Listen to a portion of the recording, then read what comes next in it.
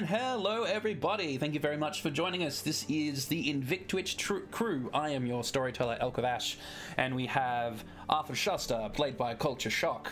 We have Tarala Auric, or Jade Phoenix Soul, played by Kel Tamer. We have Golden Heron, or Sarah, played by Paradux. We have Amala Denovo, or just plain Denovo, played by Avis. We have Sagacious Hand, and a whole lot of other titles that I can't be bothered recounting, played by Vero, and Kalis Kodan, played by the infamous Plucky Hero.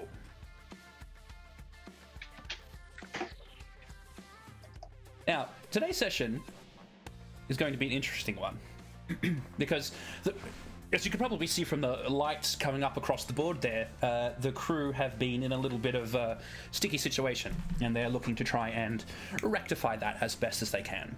So, without taking up too much time, because our pre-show did take a little bit longer than intended, and I have got my now playing list running, just very quickly before we start, I'd like to give Twitch Unity, hashtag Twitch Unity, a quick shout out. It is now June.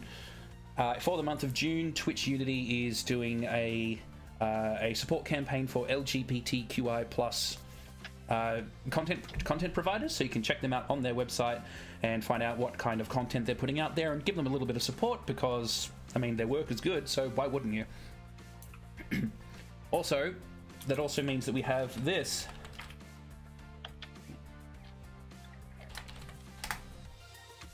Wait, no, that didn't work. Let me do one more try. Technical difficulties. What did I do wrong? We'll figure it out one of these days, folks. Boom. Anyway, without taking up too much extra time, let's pause the music for some reflections from Viridian Sky, the author of Free Speech and owner of the Fourth Estate.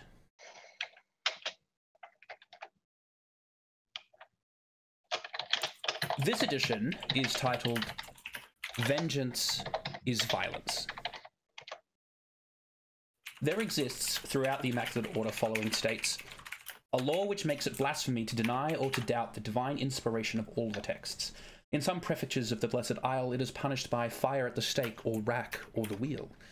Luxai as a whole is considered temperate and moderate in religious zeal, a law which made the latter end of the last century, repealing the cruel punishments of some of the former shogunate era laws by substituting fine and imprisonment upon all those who would blaspheme upon the sacred texts. Free speech most assuredly has encountered the risk of fine or imprisonment for questioning any arguments or investigating into the divine authority of these books and the validity of which those who enforce its teachings dare lay claim to. It is my fervent belief that books that cannot bear examination ought not to be established as divine inspiration for penal laws. Thusly, we come to the performance given in Kaldor by Sagacious Hand, which was rumoured to have trespassed closely into the realm of blasphemy. The play questioned the actions of Denard and the Immaculate Dragons in locking away the anathema, speaking of a failure to deal with the real enemy, fear.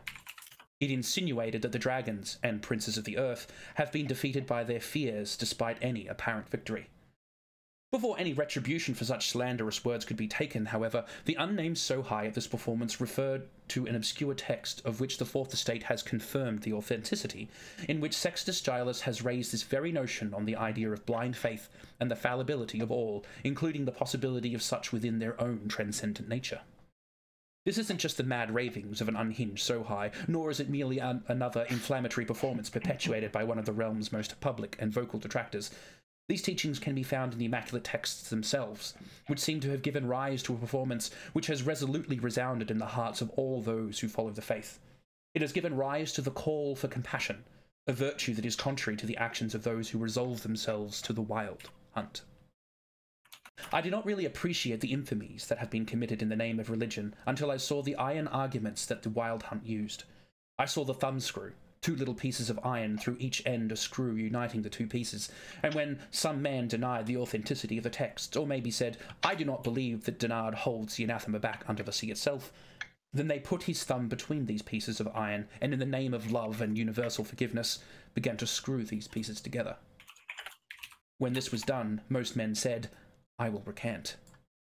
But there was now and then a man who would not swerve the breath of air, There was now and then a sublime heart willing to die for an intellectual conviction. Had it not been for a few brave, heroic souls in every age, we would perhaps still be chained to the dogma of the elder gods themselves. Let us thank every good and noble man who has stood so grandly, so proudly, in spite of opposition, of hatred and death for what he believed to be truth. But heroism does not excite the respect of the Wild Hunt. The man who would not recant was not forgiven. They screwed the thumbscrews down to the last pang and then threw their victim into some dungeon where, in the throbbing silence of darkness, he might suffer the agonies of the fabled damned. This was done in the name of love, in the name of mercy, in the name of the dragons. And worse yet, these atrocities have not ceased. Even now, with such revelations and courageous introspection of the texts themselves, true examination and intellectual debate, there are those who believe they have the authority to levy such judgments upon the soul of another for trespassing against doctrine that even the honoured scholars are not in complete accord of their true meaning. Villains cleave to power, not faith, and use it as a tool to punish and incite fear. Faith is not the enemy, dear readers. Fanaticism is the enemy. Where does seeking justice end and seeking violence begin? As always, dear readers, keep your eyes to the sky.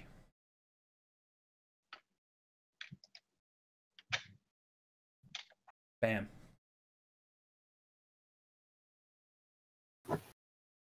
Yeah.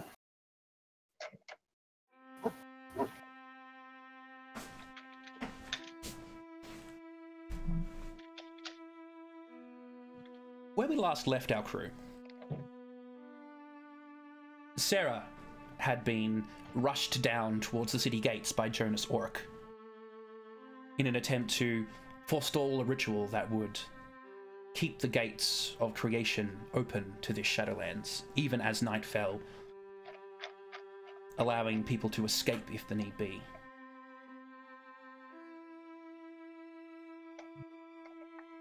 Tarala, or Jade Phoenix Soul, had called upon their fiery steed that was even now making its way up the main promenade towards her, getting ready to set off to the countryside at the urgings of a guard.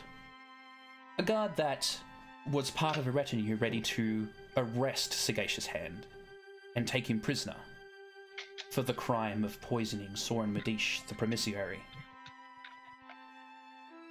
But this guard did not stand idle. He acted. He struck down his other fellows, rendering them unconscious, urging the team to move on, reminding them of their task, of their plan, of the information that they had gathered. And there they stand, after Shasta, Sagacious Hand, and De Novo in the foyer, Sagacious Hand quickly ordering Kalis Kodan into the dining room to make sure that Righteous Lotus was okay. As Kalis Kodan entered, he found that the dinner was in disarray from the fright of Soren Medish being poisoned, but all in all, everyone else was okay. But that's when Lady Pendaya Todeus appeared, saying that the time had come for her to act, and the mists begin to roll out from underneath her skirts. We're going to start today's session with Sarah.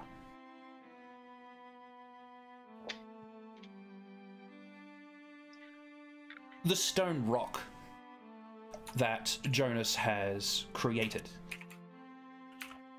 rockets down the promenade at an immense pace, stopping just short of the city gates where the guards are there standing, still trying to usher other people through as Kalis's call for evacuation had resounded out through the city. They're trying to keep a calm, but the people, knowing Kalis through his good deed, knowing him through his action at the marketplace, are ready and willing to accept his word. Right now, the gateway is full of people, as they have grabbed onto what bare minimal things that they had ready for them, slowly trying to make their way out as best as possible. There comes a time where Oryx's special rock that he's moving on needs to stop, lest he bowl people over. And here is where you find yourself. The performers of the Ebullient Excelsior, still trying to fix up roofs and thatch things, had turned into ushers, trying to get everybody out as best as possible.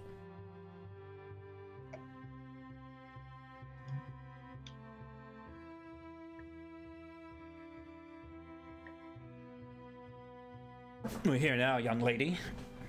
Best you do what you came to do, so we can return. Yes. All right. So Sarah gets down from the horse and kind of winces a little bit from the pain, but perseveres through it. She grabs the bags of salt that are, the bag of salt that's in the saddle, and actually, can you just remind me a little bit of exactly how the ritual went that you described to me? Was it it was using runes on a parchment engraved with salt, right? Or do I have to engrave it into the stone itself? So all you need to do is create basically a rune of Saturn, thus yes. Sort of tying it to the Maiden of Endings, and then create a border through what would become the passageway of salt, so as to stop the underworld from collapsing in over this passage. Awesome, perfect. All right then. So there's I approach up to the gateway, and I take out my. I figure that using paper in this case probably isn't the best idea. Who knows what would happen if that piece of paper withers away from the rain or a rogue ghost or anything stupid like that. So I'm going to engrave it in the ground itself. Is it soft dirt? Is it hard dirt? Is it cement? Is it paved? Here it is paved cobblestone. Ah, perfect. Well, that makes it a little bit harder, but that's okay. I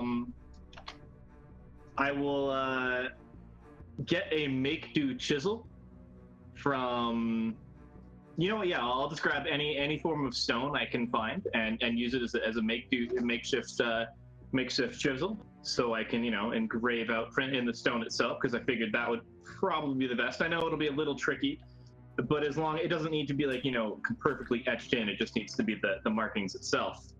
And so I take my makeshift chisel and I take my salt, and I start engraving a giant rune of Saturn through the gate, making sure it touches both sides, in lining the area itself with salt.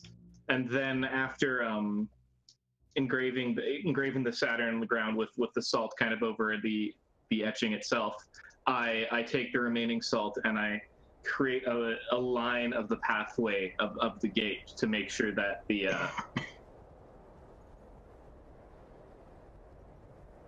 to finish the pathway safely into creation, as opposed to the darkness of the underworld. Cool. Not super exciting, but No, not super exciting, but what are you going to tell the people here? Because there's this big congregation of people trying to wander through this area. How are you going to cordon them off and get them to make room for you? I am going to ask my guard what was his name again? Could you remind me? Did I name the guard? Did you? Okay, maybe you didn't. But if you didn't, that's all good. I'm gonna ask the guard that is with me to assist in that endeavor. I'm a writer, not a social food. Not a socialist. That's not quite what I'm trying to say. You're not a diplomancer. The word is diplomancer. Diplomancer. I'm not a diplomancer. I am a writer, and so I'm going to ask him to try to keep the people away from me as I try to finish up my pathway. Okay, well, I mean, you've already formed a bond with this guy. I mean, you helped him earlier in the morning remember sort of his pride as a member of Kaldor. He knows that you are... Intrinsically, he just knows that you're important. He's willing to sort of follow along with what it is that you say, and he does manage to get everyone to... everyone who isn't already across the border to sort of just back off a little bit to give you room as you start to carve this great rune into the cobblestone. Jonas Auric watches with interest as he watches your work, and if there's any areas where your sort of etching is a little bit sort of haggard, he's able to sort of come in and smooth it up behind you using his powers as a chosen of the earth. Well, not chosen of the earth, chosen of the dragons, earth aspect. So this whole process is going to take a little bit of time, during which Sagacious Hand, Arthur Shasta, and De Novo, and Tirala are gathered in the Great Hall, just in the entrance of Caldor Keep. The guard has just sort of called out to you, "What are you waiting for?" Well, I mean, there are other pressing matters. Many. Like one of which being, and Sagacious Hand The asked poisoning? for the book that Arthur Shasta has. That, like, you showed a book that you had gotten from Jonathan's room. Can I see that, please? He looks at you and hands it over and says, "Yes, but you have to promise to return it to me." More importantly, and he starts flicking through the pages, like, okay, what does that thing do?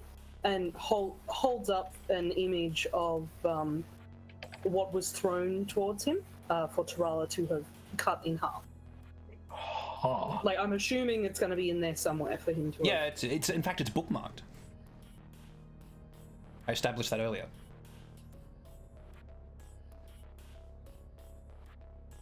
Yes, De Novo. Can I make a int-occult roll to try and figure that out? That's You actually certainly what I'm can. about to ask. Yep, both of you go roll. While you're rolling, Sagacious Hand will elaborate and say, like, what does this thing do? Jonathan threw that at me on a piece of paper, and Tirala has cut. J Phoenix Soul has cut it in half and burnt it. I should have moose handed that. Sorry. We both got 2 successes. You blew it. High five, we're solidly average. All right. So both of you know this rune. It's a well documented rune. It is referred to in the annals of sorcery and sort of fabled stories as the singular rune of hate. The idea of it is to sort of congeal all of your lifetime worth of hate and sort of and murderous intent into a single rune and then cast it upon your opponent. Now, the actual functions of this rune are sort of well beyond even the most seasoned of sorcerers in this time of creation. So no one has ever seen its use in a very, very long time. No one has been able to divine its secrets. But it is known that it has been used previously, and to great effect. Now, whether Jonas would be capable of replicating the effects of this, you don't know. I mean, like, it was cut in half before it even touched anybody, so you don't know. But that's what it is. That's what he was attempting to do. Well, I know looks at the rune. Man, he puts out his hand to pick up the book. Yep. Sagacious Hand passes it over and said, I don't know what it did, but he definitely wasn't happy with me, and to the point where, she blew off some of her makeup, her hair's gone a little bit redder, starts pointing out, like, she got very close to shedding all of her makeup. And we've got company down below. King, just the king, it's Jonas Auric was here at the party and has seen her. De Novo looks through the book. Danced with, actually. This is the book of the Black Ring, isn't it? Mm-hmm. As tawdry as they come, De Novo size. They make some pretty, I'm gonna say, amazing leaps of faith in their ideas of how sorcery works. This book, I'm not usually in favor of burning books, but in this case, I question its worth as kindling. So what does it do? Asked the guard. Oh, well, if he had actually managed this, which would be impressive to say the least, I can't be quite certain, but something does not earn the name Root of Singular Hatred by being friendly and helpful. I mean, there are spells which are ironically named, but not by that, not by that wide a stretch. I think if Jonathan was capable of casting such a spell, he could just ruin this city or everything around it. In like afterthought? Well, everything I've seen, he cares for his city. And he wasn't aiming at the city; he was aiming at me. So. No. What did you do to make him flirt with us? Oh wait, no, I was there. Sorry, I'm sorry. Yeah. Boosty, I forgot I was there. The guard turns to leave. Excuse me, sir. Would you mind escorting us? Technically, we're supposed to be arrested, so it would be a lot more. Things would be easier for us if we could have your assistance in moving around the castle before we go and deal with the body under the tree. We should probably go make sure that Sora Medicius had some medical assistance. Sagacious Hand gets up to make sure that that guy's okay. DeNovo. DeNovo will look at the guard and tilt his head slightly. If you don't mind me asking, Jonathan felt comfortable enough to suggest that you arrest us, yet you did not follow suit with the orders of the others. Why are you conscious while the mist seems to have... The mists haven't spread to here. Yeah. Oh, okay, never mind. Let me rephrase that. Why did you turn on your fellow? More accurately, why is there such a wide disparity in skills between you and your fellows?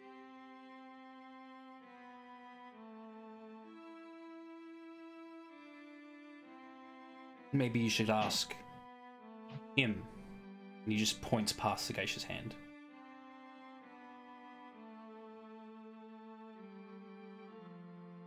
Do you want me to activate Spirit Detecting Glance, or is he pointing a hand? He's pointing a hand past Sagacious Hand. Alright, sure. Spirit Detecting Glance, why not? I'll need it in this game anyway. Okay. Everyone, make a resolve check. In this room, make a resolve check. What is a resolve check? Yeah. So, something will be activated against your resolve. You don't know what it is. But I'm giving you the opportunity to boost your resolve if you want. Alright, mine's hold on, I'll double check. So it's if you can increase your resolve if you want by like intimacies. No, intimacies don't count for this. Okay, so my resolve, I believe, is 4.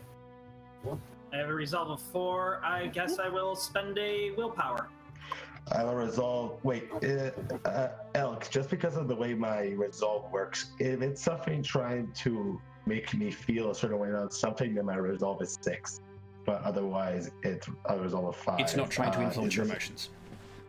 Alright, then I'm going to spend 2 and put that resolve at 6. The Shasta? 3. Anyone other than DeNovo boosting it? I boosted mine to 5. Okay, cool. With a willpower. I just need to do a quick roll. That's not going to be public. That would give away too many of my secrets. Ooh.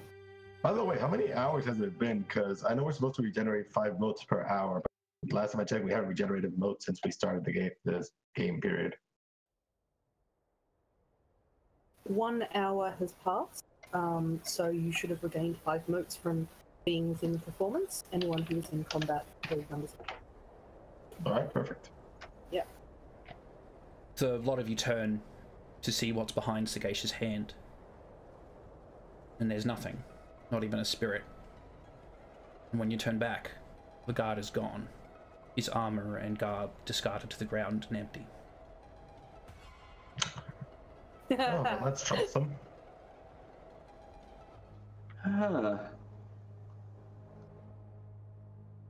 Yep. Magician never reveals his secrets. I'm gonna Let's ask go, we're wasting daylight. Johan if he can smell the armor and just get this person sent. Okay. Give him throw out his perception roll. Woo, woo. play.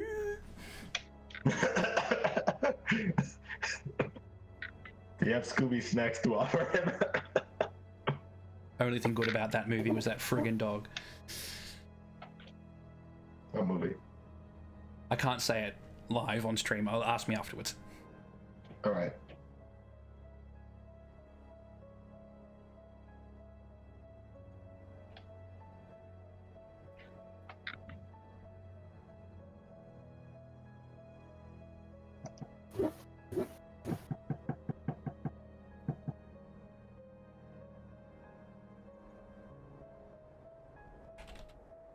Okay, 3 while successes. 4. He gets double 8s on scent rolls. Oh. Because dogs smell things good.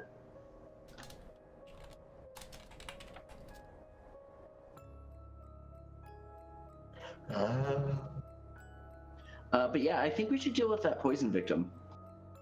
Well, you're the one that's dealing with that poison victim. yeah, my reputation's on the line. I'll see what I can do and help. So Arthur Shasta and Sagacious Hand are going upstairs to his room? Or to follow the... Let's call it? Okay, Tarala, Denovo, what are you doing? Well, since I already has pre-detecting glance on, he will say,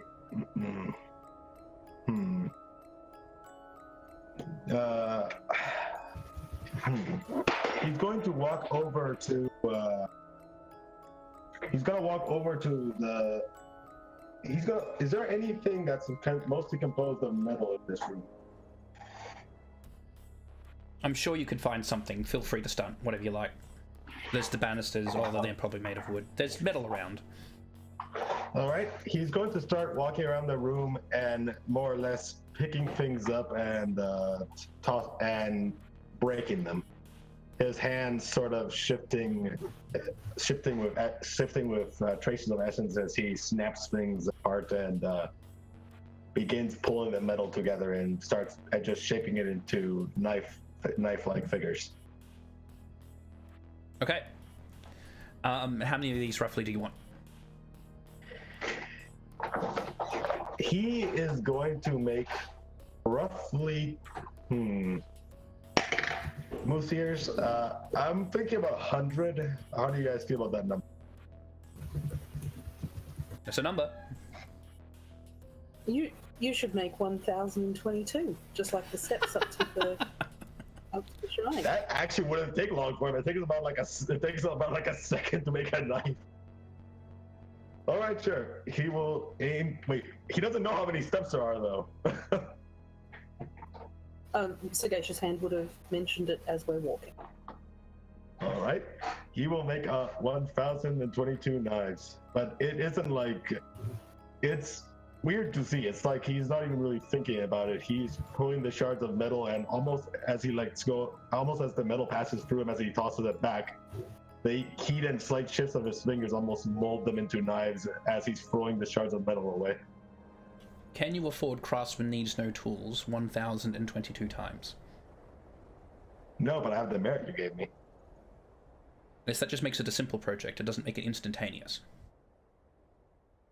Well, simple projects are a few seconds. They aren't? No. That's what Craftsman Needs No Tool does. Actually, let me check. I might not be able to afford it then because it requires willpower. I'm tapped out. I'm willing to break it down a bit more because, I mean, like, you're not getting craft experience for all of this unless you're actually paying all those motes, but I doubt you can do that. Yeah, no, I don't think I can afford Craftsman Needs No Tools right now. Oh no, it only requires 6 motes. Yeah, I can afford that. How long does it last? 1 task. Okay, if you spend that, it will take you about 15 minutes to make all of this. All right, he will spend 15 minutes, but I do want to keep the exact action I described because I like that mental image. Yeah, no, that's fine. That's fine. It just takes 15 minutes. Yeah, sure. Meanwhile, Tarala, what are you doing? While Denovo is doing this, she leans in. Look, do you need me to do anything in particular? Anything I can do to help? Because Yes. I don't. Oh, perfect. Yeah. What do you need? I need you to. How comfortable are you? How comfortable are you controlling your? He says while ripping things apart. Well, I've had to get creative with it in shows and stuff like that. I let a little go today, but yeah, I'm pretty comfortable. Are there any herbs in the room, like the kind of things that would be served with royal, with major meals, or as decorations at tables? In this room, none. You're in the grand hall. The servants have cleaned up after the first soiree. All right. He'll say, if you could go to the kitchens and see if you can find, let's say, rosemary. That should be easy enough to find. Rosemary, yeah, no problem. Bring as much of it as you can, and see if you can drag one of the braziers to the center of the hall. And I am actually going to introduce a fact, because we were actually discussing this outside from Realm Stories, because Terrell was there when they discussed the magic sleep mist. It's like, I think I know what you're doing. In stories in the realm, sometimes to counteract things that cause lethargy and stuff, they burn rosemary incense. Correct. At least I don't know if it'll stop anything, but could help people.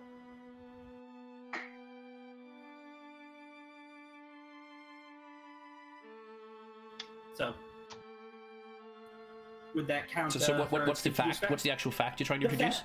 The fact that the burning of rosemary incense can help.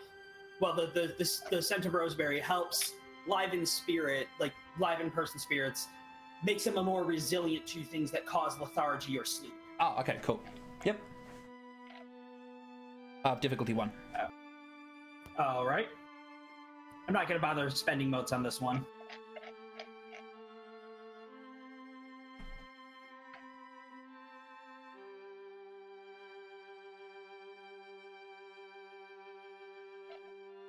All right, 2 successes. Okay, successfully introduced. Rosemary, when burnt, helps people resist sleepy type things. Kalis, you stand in the dining room with Righteous Lotus, not sort of hanging in your arm, but she's standing sort of next to you.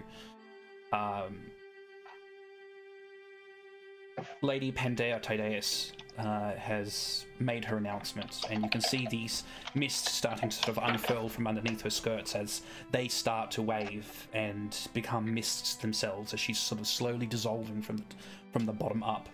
As the mists spread out through the room, people start to go, yes? Kalis, quick-wittedly, flicks out his ultimate useful tube, configures it, and sticks it in his mouth as a breathing tube. Okay.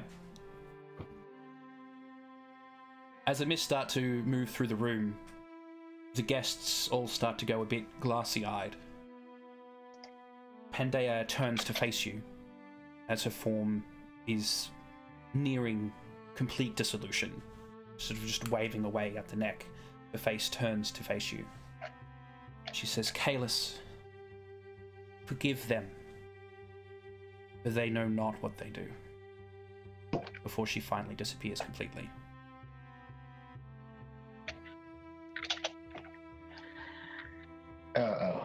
Anyone at the table who has been touched by the mist, as I mentioned, goes glassy-eyed.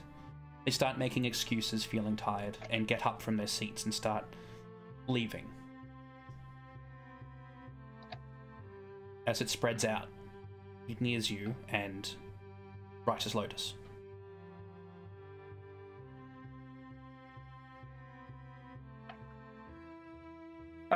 Kalis is concerned about the mist, but he's also kind of thinks the spirit's benevolent and kind, so he's more concerned about making sure the guests seem to like not fall over or hurt themselves or fall in the soup.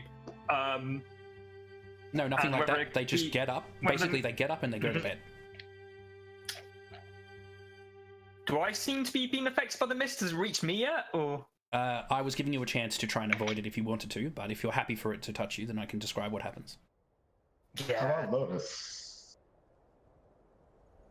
Lotus is standing next to Kalis, so it depends on what he does. Yeah. I honestly think that she would be like safer from the mist, but I mean that Kalis may be wrong, but that's everything the evidence has shown so far. So, I'm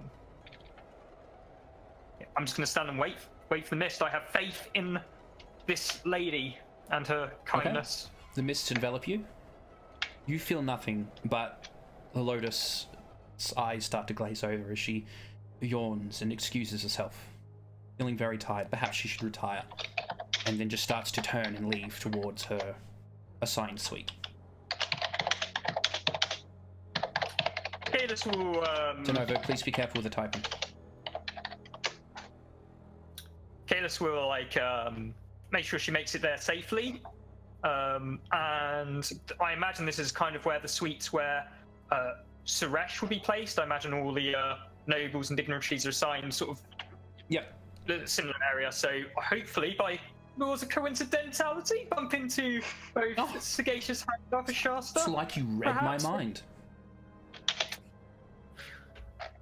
Yes, as you head up towards the suites with Lotus to escort her, she seems quite happy to just go into the suite, lay down, and go to sleep. The rest of the nobles sort of just filing out down the hallway, doing what they need to do. Arthur Shasta and Sagacious Hand coming up the hallway and entering in through a doorway, sort of just 2 doors down from where you are.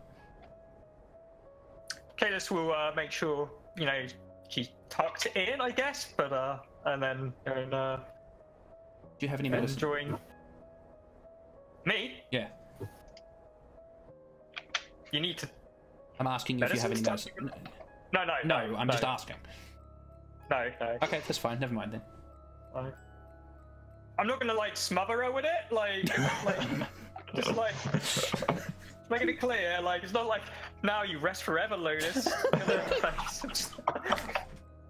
One night stand. I'm just making sure she's safe and comfortable, deliberately. Okay. I was not. No, that's not. No, never mind. Never mind. No, you don't have medicine. Okay. It doesn't matter. So Arthur Shasta and Sagacious Hand. As you move into the room that coincidentally you just happen to know where Sora Medish is being kept. You sort of, as you open the door, it's sort of met with a little bit of resistance as you find someone sort of standing in front of the door, sort of blocking it with their foot, who sort of just looks to you and says, "Excuse me, can we help you?"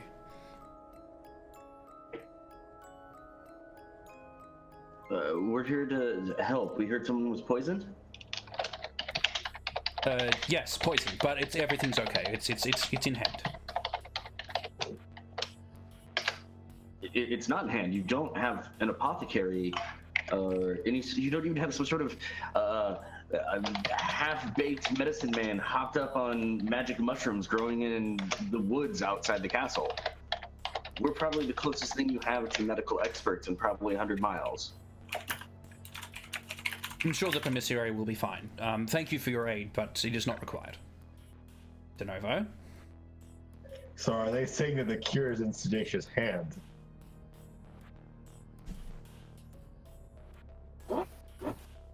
I couldn't with this. Bad boy. Bad. The men who are standing blocking the door. I was not at the party, so like, are they the Sora Medicia's men, or are they castle? They're not wearing Kaldor colors, so you could assume that they're Sora Medicia's men. That is, however, an assumption. Okay. Do you know what happened? Like, how? Like, what are the sequence of events? At least let him be seen by a doctor. Persuade. Make a roll. So, I'm going to try and distract them into conversation, into talking about what it is that has occurred, like to read intentions on like that, but specifically it's a persuade action. So like, how does it work? Like, I want to distract them. So come, let me engage you in conversation while Arthur Shasta goes in and. So you'd persuade them to talk about what happened. This is an inconvenient task, so they would only need a minor tie at best to be affected by this. Okay. And then that gives you a nice avenue to do your read intentions and probably have a bit of a drop in guile because of what you've done or stunt. As for Arthur Shasta getting in through the door undetected, it is 4 successes. Yeah. The door isn't open large enough for anyone to slip through. And they're sort of peeping around the corner, and he's just like, the castle's food was poisoned. It was obviously a deliberate attack against the good Lord Soren, so the good Lord Badish. You know, the perpetrators are still at foot, but we suspect someone in the castle. Is Soren Badish awake right now? Can you at least answer that question? He's alive and he needs his rest. The read intentions action I'd like to take there is, okay, so Jonathan has sent guards saying, arrest Sagacious Hand. Do these people believe that I am responsible for doing so? Make a roll. And so I'll make a... I'll even give you a 1 point stunt for thinking it out. Ooh, thank you. 5 successes. No. In fact, you get the distinct impression that they know exactly who poisoned Soren Badish. Wow. I'm going to look at him and say, can you at least do me one thing? Tell Soren Badish that we're outside and say that while he is a mighty servant, I am the helpful beaver. Sort of referencing back towards our previous conversation with the beavers accumulate wealth. They hoard like rodents do, but they do it in a tight-knit community. So he's like, hey man, I covet, I covet, and then I wait, and then I strike and take, and I'm like, hey, I'm into my bro kinship here. I'm offering to help in a somewhat reciprocal manner. You can see them. At the mention of beaver, it's like, I'm a beaver, it's like... There's a bit of scuffling as they sort of look at each other, and then you hear Soren Badish's voice saying, step away from the door, let them in. And the guards sort of grumpily just grunt at you like, we're going to be watching you, and open the door and let you in. You can find Soren Badish here on his bed, sort of just sitting up. He's got sort of black veiny marks around his eyes, and sort of like the skin is speckled. And he has the stains down his shirt and things. He's not presentable, but otherwise he seems okay, just a bit short of breath.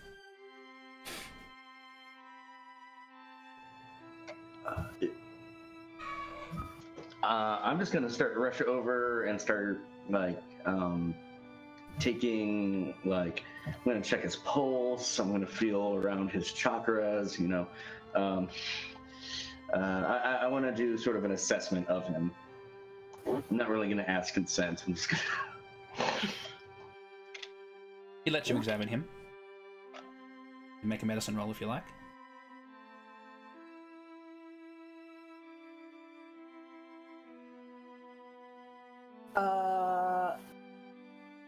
Oh, I'm not sure what to do here.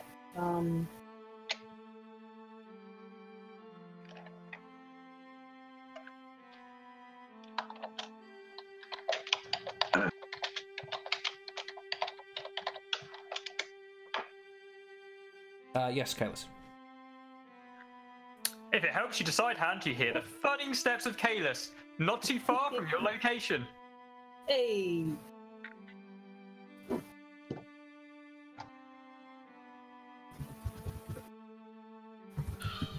You still rolling there, culture? Yeah. So as he's going over him, he's gonna take his earth hearthstone out of his whip, and he's going to place it on Soren Medicia's root chakra, which I'm not sure how he feels about, but that's happening. And he's gonna take his other wood hearthstone and put it over his heart chakra, and he's gonna get them like positioned properly, and then like tap them and spark some essence through them, and see how it reverberates through him. You know, the earth and root to kind of grind everything down, slow his metabolism, and help stabilize everything. While wood over the heart helps with purification.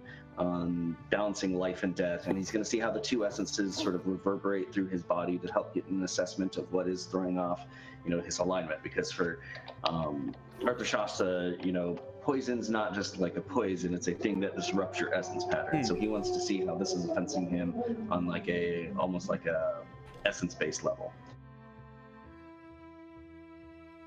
I'll give you 2 points down. It's very nice. I'm going to spend 1 of willpower on that.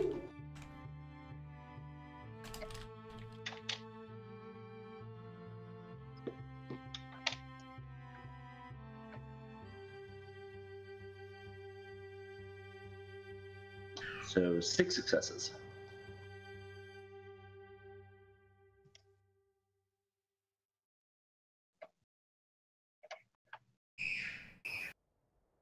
Sorry for the screaming there. 6 successes, you say?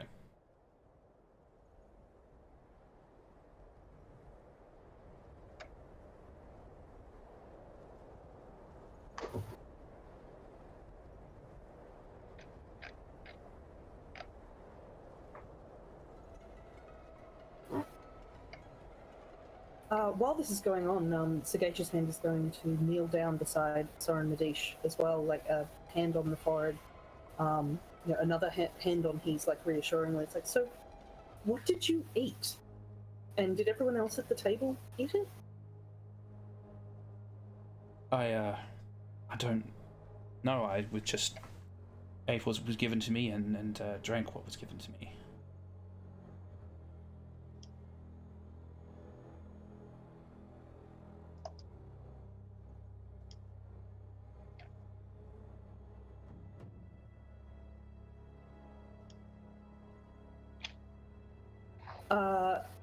Sagacious Hand looks to the 2 guards who were barring the room. But, so, were you served by castle guards or your own attendant? Like, as in castle servers or your own attendants? I was served by the castle staff.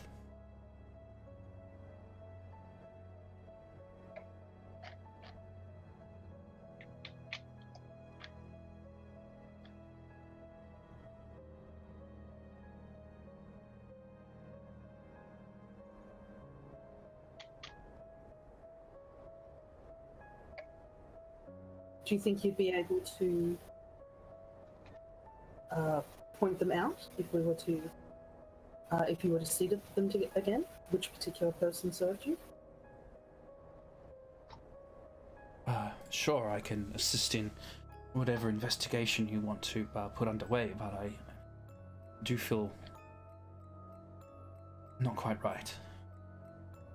I think I just need to rest. Arthashasta. Through the resonance between the 2 stones that you've sort of placed upon his body, as you begin to inspect him, it seems as though his digestive system is in a state of what's the opposite of equilibrium? Flux? Yeah, it's flux. Flux. His digestive system seems to be in a state of extreme flux. There is sort of extreme cramping in the abdominal area that seems to be causing gastrointestinal issues. Hence the extreme vomiting that he's been doing, sort of bursting the blood vessels in and around his eyes. It looks horrible, but it's sort of just really bad indigestion. Any idea what caused this? You? Or... As in, are you asking me if you know what causes it, or are you asking... Oh, sorry, yes. With the roll to... Do I know what could cause, gastrointestinal problems? And is he covered in normal vomit, or is it miscolored? No, it's just regular vomit. The kind of thing that would cause this kind of gastrointestinal issues can also cause rashes on the skin. In fact, that's from your earlier investigation that narrows down the possibilities of herbs that he's been exposed to.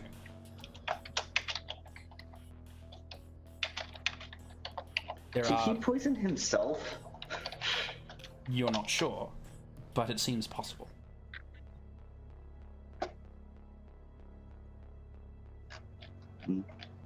So I'm going to look at him and say, so it's my understanding that we are being charged and accused for your poisoning. No, that's terrible. I doubt you had anything to do with it. I should speak with the king and prince at once, if I was not already so ill.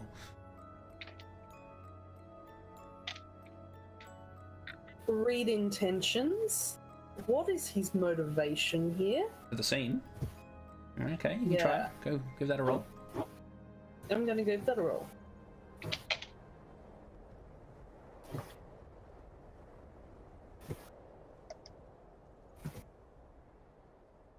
Five successes.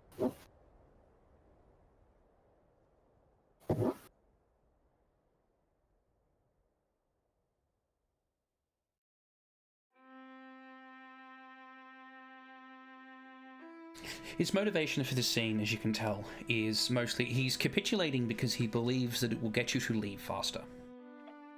He doesn't want to remain under scrutiny for too long.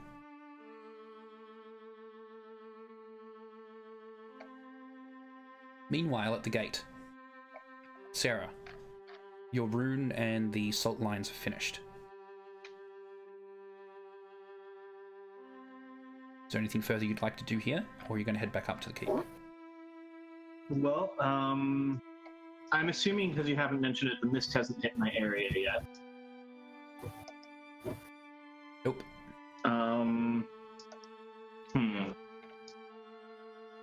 Is there any other main exits of the kingdom that I'm aware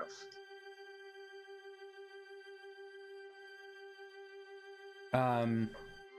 No main exits. This is the main thoroughfare. For defensive purposes mainly.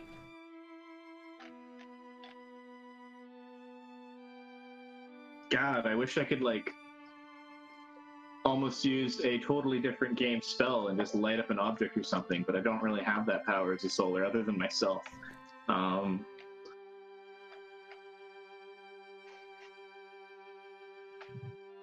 mean, my idea was maybe to make up some signs and whatnot to try to direct people this way, but I'm gonna hope that people will come this way anyways. So I suppose at this time I might as well head back to the group and make sure that I don't know, just check in on things. I've done my part here.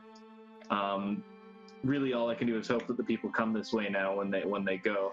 I guess as I go. Actually, is there any guards around?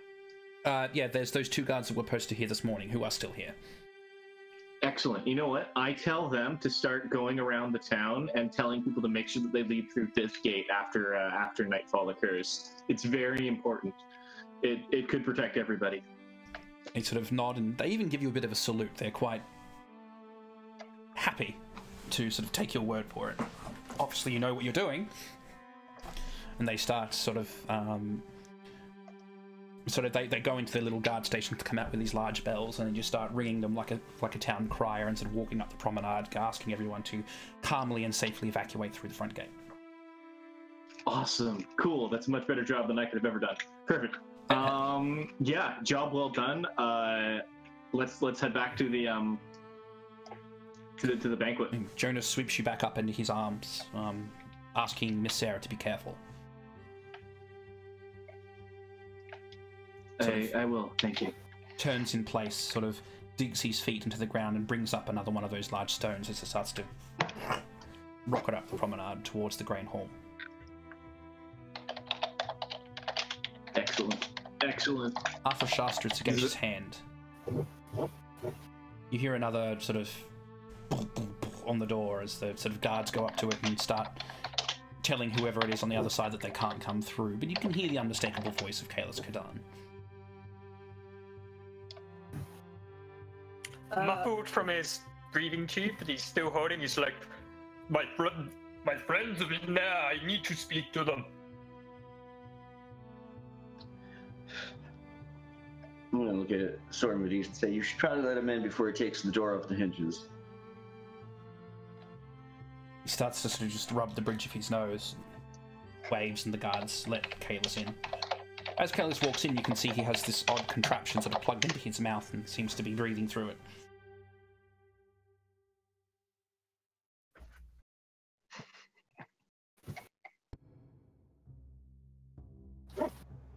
The moose cup arrived. The moose cup. It's a good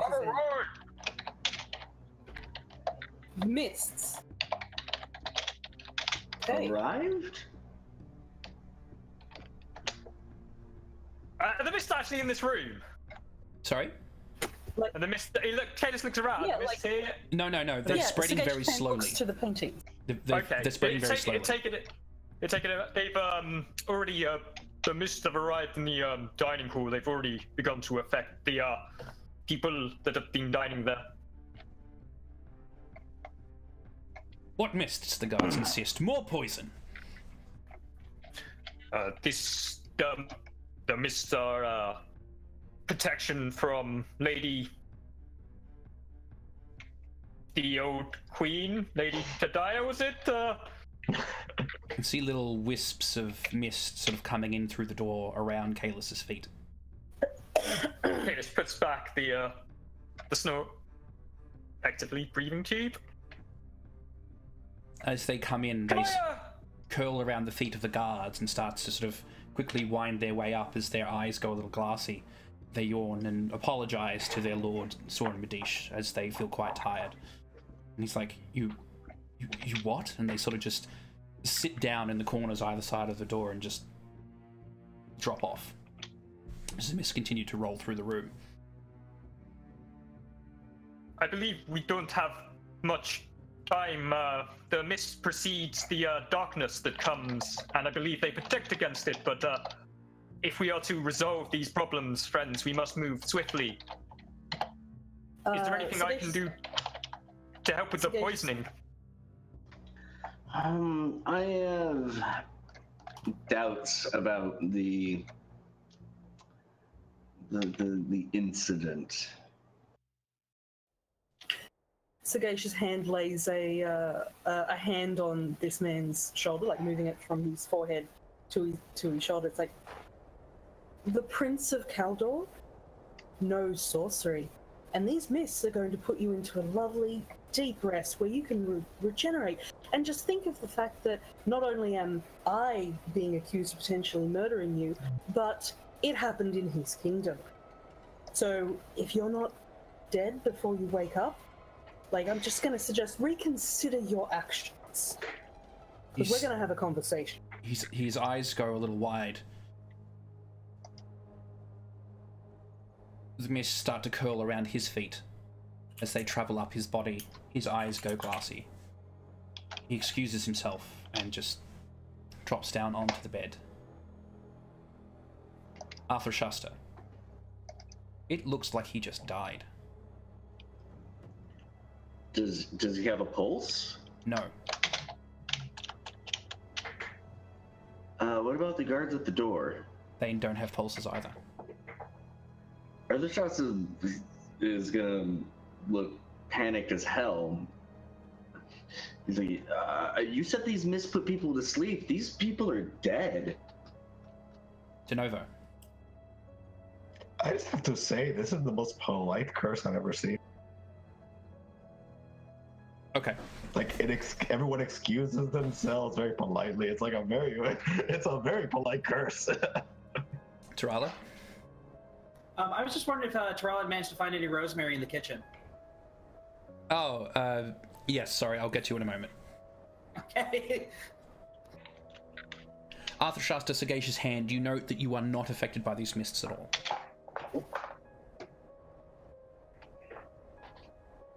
Is Johan? No.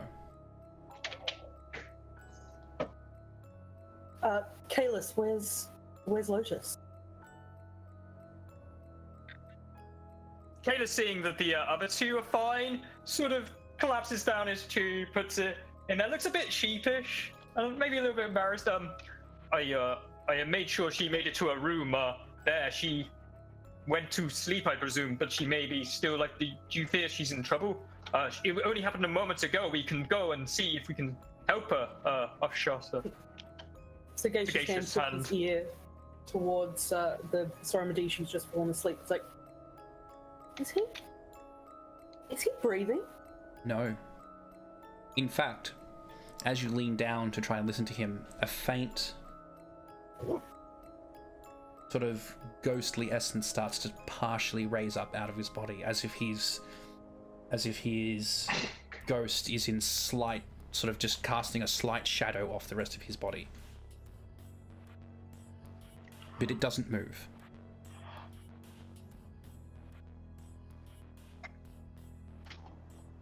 Do you know how these mists were supposed to function? Are you asking me? I know they came from what appeared to be the spirit that we, it was the same spirit you saw in the, catacombs? Yeah, absolutely. The same spirit we saw in the catacombs, though, the late lady, my dyslexia prevents me from pronouncing it properly. Pandea Tydeus. Pandea Tydeus. Or remembering it, at least.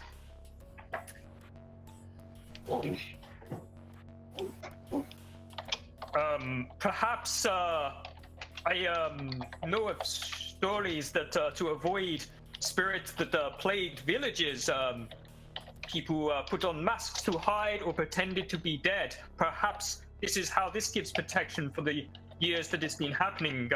It's been happening for 10 years, if we are to believe them, right? Perhaps they lay still and the evil can't recognize them as living, huh? But I am not versed. If it's a ruse, this is the most convincing case of make-believe I've ever seen. Hand.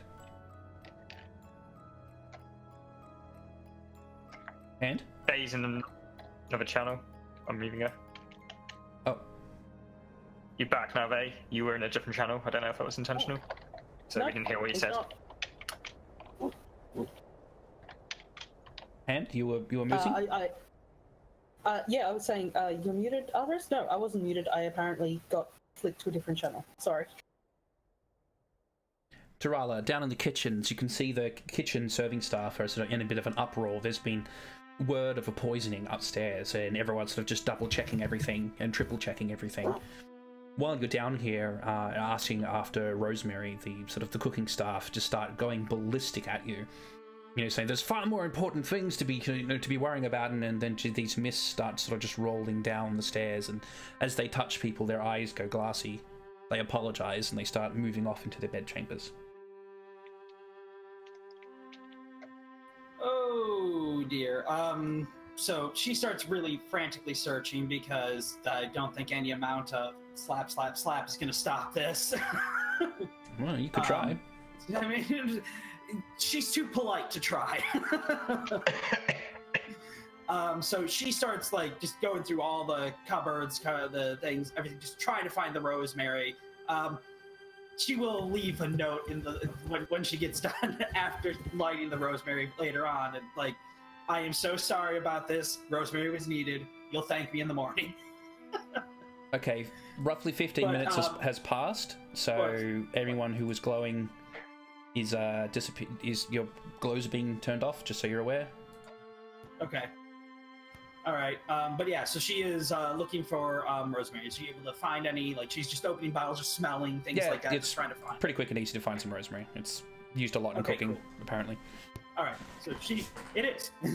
I've got some in my kitchen. So yeah, she grabs it and she comes rushing out to the area where De Novo is, and to one of the braziers that's using to light the area, she just starts pouring some rosemary in.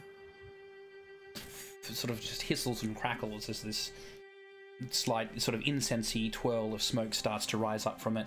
As you pull that back into the main room, you can see Sarah coming up with Jonas and sort of stopping at the front door and sort of putting his stone away as they sort of stride in. De Novo now having finished creating all of his... The ground is just littered with knives.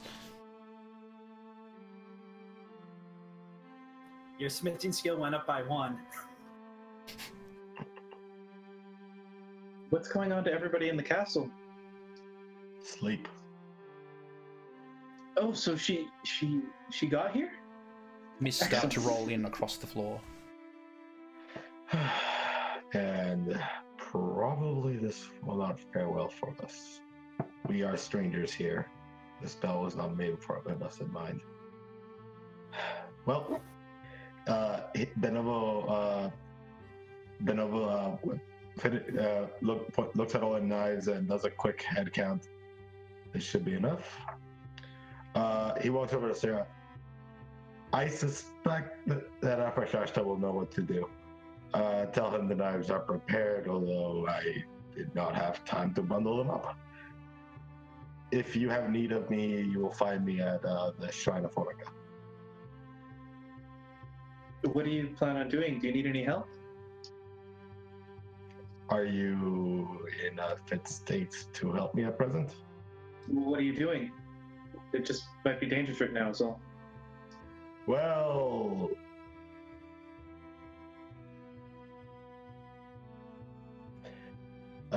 Moose. Okay, I'm gonna Moose here real quick. Yeah, what's up? Well, Antler.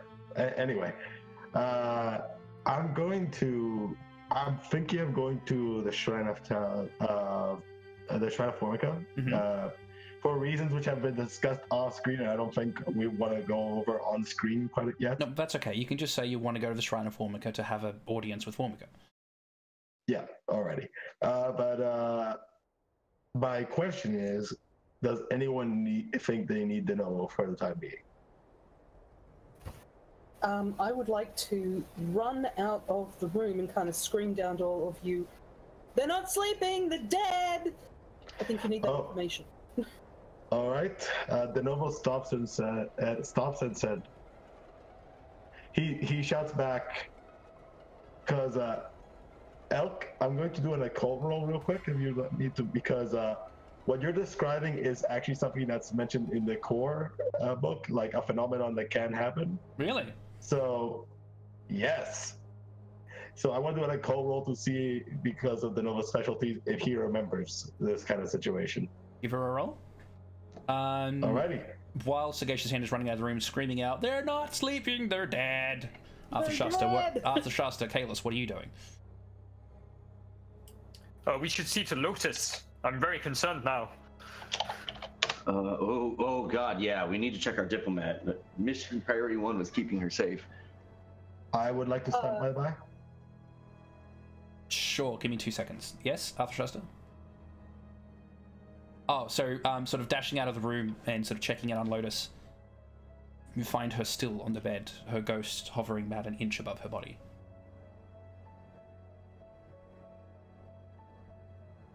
But it hasn't been disconnected. Like, it's a mask. It is. It's a ruse. And he starts explaining, like, it's a trick. Like, they're dead. Yeah, they're dead. Temporarily dead? De Novo.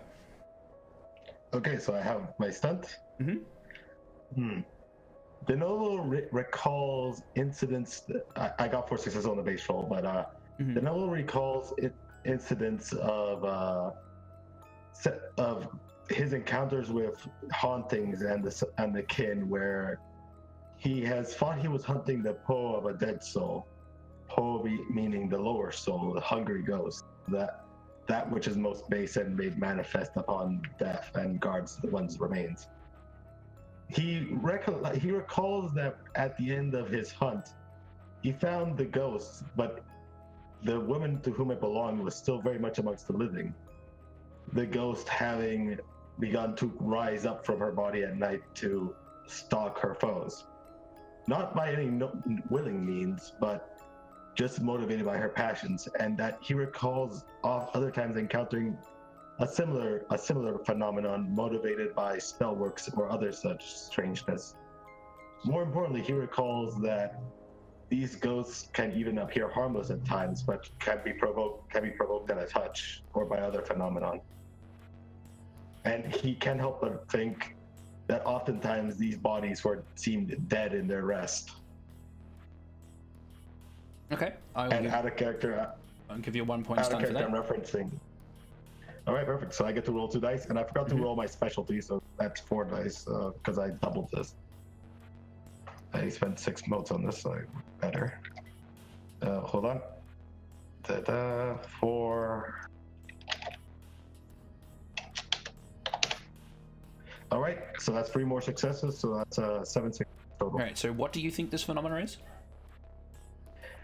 I think that something is, whether it's Pandea's spell, magic, or some other phenomenon, is causing the Poe or lower soul of the sleepers to partially manifest outside, to partially manifest from beyond, and temporarily decouple from the higher soul.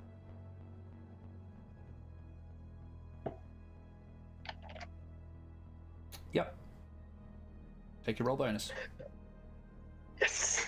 The noble shouts out, "Do not touch them! No matter what you do not touch them. Their lower souls have disconnected. They will attack."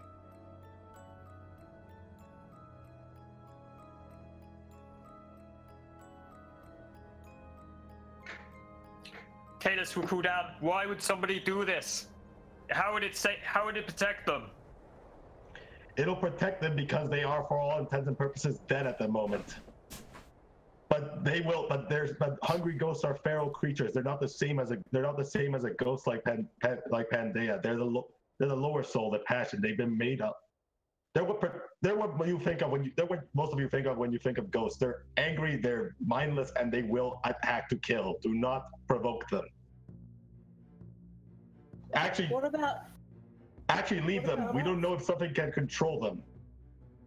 I think we should all meet in the foyer and discuss what we're going to do about this. Yes, we should stop yelling.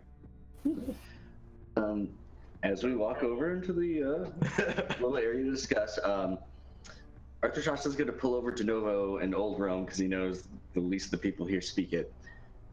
If they are dead, one of my gifts is the ability to help something transition on from this world to the next and destroy their body in the process. They're not permanently dead. Doing that will work, but you will be functionally killing them. Yes, that's my point. Is there someone here that you think we should get rid of while we have the chance, and no one knows what happened? You can judge us. If I fought John, Doth mine ears deceive me? Is Etzer in this game? Yeah. Hey, Arthur Shasta's like true neutral. So no. Right now, if we're gonna have to kill someone, I'd rather do it peacefully in a seamless way that sends them straight on to the next cycle. He's colorfully pragmatic. Sagacious hand, roll 2 dice. Oh god. While she's rolling, Denovo will look at Arthur Shasta and shake his head. Doing that is not a fine idea. What you will be doing is destroying a lower soul. In practice, what you will actually be doing is imagine creating a ghost and then coupling it to an undead body. That is functionally what you would be doing. You would actually be creating a far more dangerous opponent. Hey guys! Sagacious hand yells like we've moved into the room, but you guys have moved off to a different area discussing what I assume is sorceress stuff. What exactly is happening to people's souls? It's their lower soul. They've decoupled from the bodies, and they are likely to attack us if I were one to judge. So what happens if they weren't already connected? As in, if they were already dead? Like, if the souls weren't already coupled in the one body? Well, in that case, I'd imagine we'd be in quite a bit of trouble. And since you're describing the situation, I suspect you see something, don't you?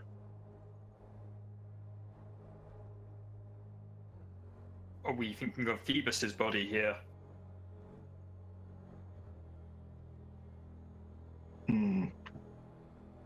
No. That is you'd be thinking of the Hun, not the Poe. At present we're dealing with the Poe. Also, we have very limited time here. I feel we should be urgency. Academic. It's all academic. Do not concern yourself with it. Just do not touch them and be prepared for an attack. We need to fix the dragon lines. We start to collect at the castle doors before spilling out and slowly wafting down the streets. People are still evacuating. Okay, after Shasta, I suspected you might have a plan with the ley line, so I've gone ahead and prepared. He looks around at the knives on the floor. Materials. Those could be useful. Sagacious hand, like, puts a hand to his chest to hit it for a minute, like 1, 2, 3. 1, 2, 3. And puts his hand outstretched, like behind his back, as subtly as possible. Do you want no one to notice what you're doing? Yep. Okay. Is anyone even paying attention to Sand right now? Hayes was just about to look at Hand to, like, the way in which when Kayla suggests something that's a little bit, like, out there, when they're, like, out and about socializing or doing something that's sort of like, I have a plan, but it's a little bit, like, strange. So he's trying to catch Sagacious Hand to, like, because usually I feel like Sagacious Hand is, like, his partner in crime, and so he usually urges Kalis on in these situations. So Kalis is, like, looking at him like, I may have an idea, but it's a little bit strange. Okay, well, in that case, Sand, if you can very quickly do me a Dex plus Larceny, and Kalis, if you can do me an Awareness plus Perception, please. Okay. I'm not going to pump any essence into this. Like, I trust Hand implicitly. Heron, are you up to anything in particular?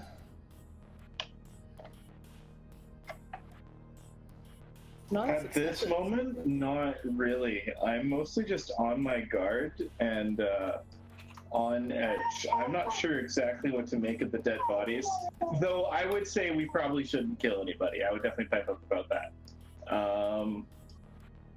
To know that. Oh, sorry, so finish.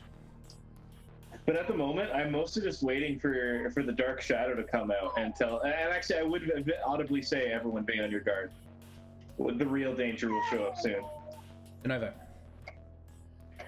DeNovo will turn to Sarah and say, "Young Miss Sarah, do you still have Do you still have any of the salt left? If you do, he draws circle. If you would pour a circle around this room, it will keep the Poe out for now." I imagine I have a little bit, but not a ton. Not enough to do that. Though not enough to do that. All right, yeah. No, I used up most of it. The kitchens. Yeah, is there any salt left over in the kitchens or in the banquet room? You'd have to go down and get it? No, probably. There was a big barrel of salt in the kitchens earlier. I saw it. Also, I think we should move the castle. A fine idea. I'm sorry? I think I should push the castle out the way so you can get to the lines, the dragon lines. A great idea. Would that help? Is that Yes. Is that even possible? I am Kalis Kodan, and he looks at you as if like, what are you trying to say? Like, I mean, No, who are like you talking to? Arthur Shasta pauses for a second, then like nods, like, no, that is a convincing argument. The worst that'll happen if you fail is you'll pull your back. Has Jonas is back in the room with Sarah? Yeah, he's just watching everyone, taking it in, not offering any suggestions. If So who's you're going down to the move kitchens? castle, What are we going to the kitchens for again? Someone wanted more salt. Salt. I'll go. I'll go. Oh. Like, no, you stay here. People who actually know something about the occult, I will go. Are you suggesting it's a better idea to let someone who is not familiar with the occult be alone in circumstance? I'll go with Ham. Yep. So we're sending the two people who know the least of the occult to be alone in the castle. Yeah, that's about it. Kalis looks like, how muscly am I to, like, how heavy was that barrel? Are they going to be able to lift it in my mind? Like, I assume I'm pretty good at gauging how much strength would be needed to lift things. They could certainly pop the lid on, tip it, and roll it, but actually carrying it, probably not. It's pretty heavy. It would be pretty heavy. I don't know. Taralla's got strength 3 and Taralla could probably lift it. Yeah. Okay, that's fine. Chieftain Jonas, was it? Yes. You've been awfully quiet. Do you have any insight? It is often the quiet ones that know the most sometimes. Wise Elder once said.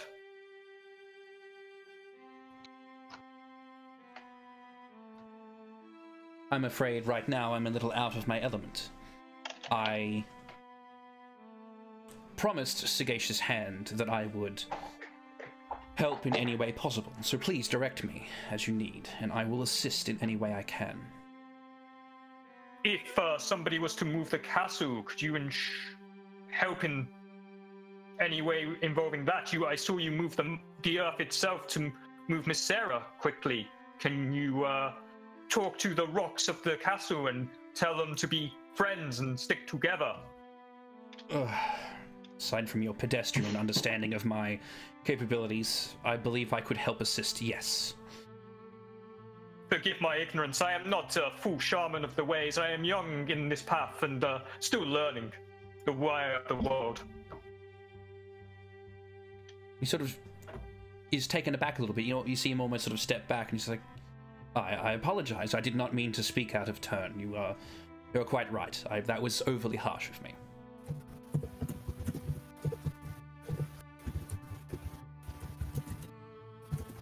So, it is okay, my friend. This is trying times. We are all under immense pressure, but sometimes pressure is a crucible for greatness, no?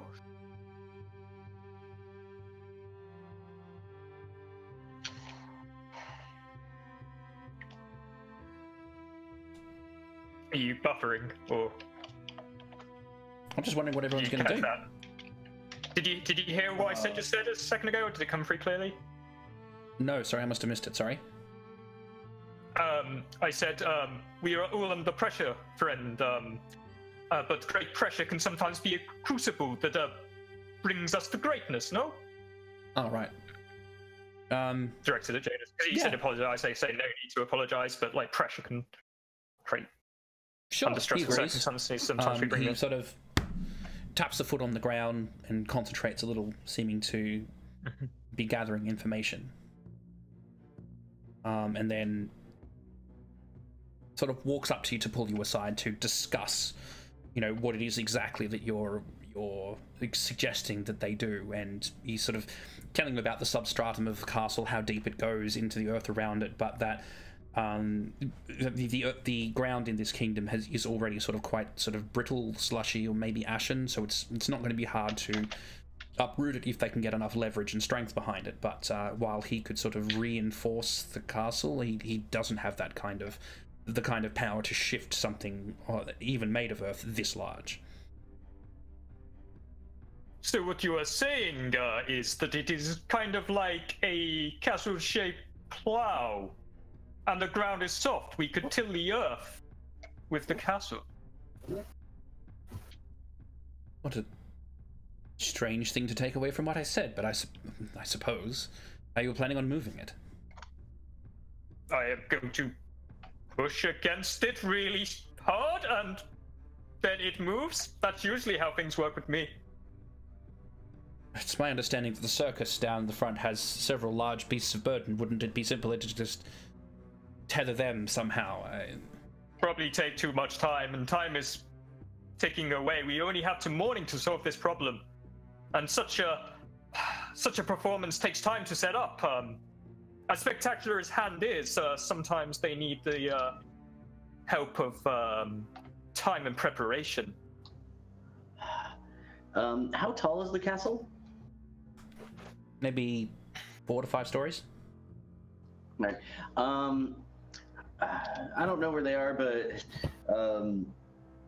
Arthur Shasta will just grab, like, I don't care if he has to grab a candle and rub wax on the wall, or if he can find anything that he used to mark with. He doesn't start doing like a mathematical diagram and be like, well, you see, Kalis, if you have a sufficiently large lever reaching underneath of it, with enough force, you can get leverage to pick it up, and from then you can get under the understructure and leverage it. So if you had enough velocity, like if you were to jump off from the roof of the castle onto your extended tube, you would need to be carrying a heavy burden. You need more mass than you currently have. You could get enough force to start, getting your pivot in there. I'd rather not break my legs while doing this. If it's all the same to you, and your wax pretty patterns. Well, from the height and the velocity, I'm sure you would only break at least one of your legs, which I'm sure I could fix very quickly. Or I could just grab it with my hands and push. No, seems simpler. Wait. With Jonas's help, if he's reinforced all the outside and the structural support of the castle itself, then wouldn't he be able to do the opposite? And he looks to Jonas, like, to the mass of the earth that is actually around the castle itself, to decrease the earth ties there, so it's easier to lift. So we don't need a lever so much as it just pops out. I mean, it would help, right? You having access to the horrible thing that happened, moving it away from Dragonline, so Dragonlines can be helped. Sometimes when we do something wrong with the land, we purify it. I think it might be like that. Yeah. Jonas is unconvinced that you're going to be able to pull this off. He's promised to help, so he's just going to do whatever he can. Notably, he doesn't actually know how strong Kalis is. Sagacious Hand, Tarala, are you heading down to the kitchens now, or are you waiting for something else?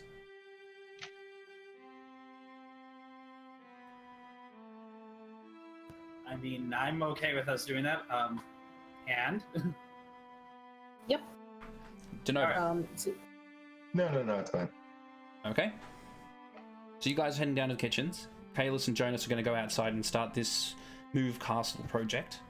Heron and Arthur Shasta, what shall you be doing?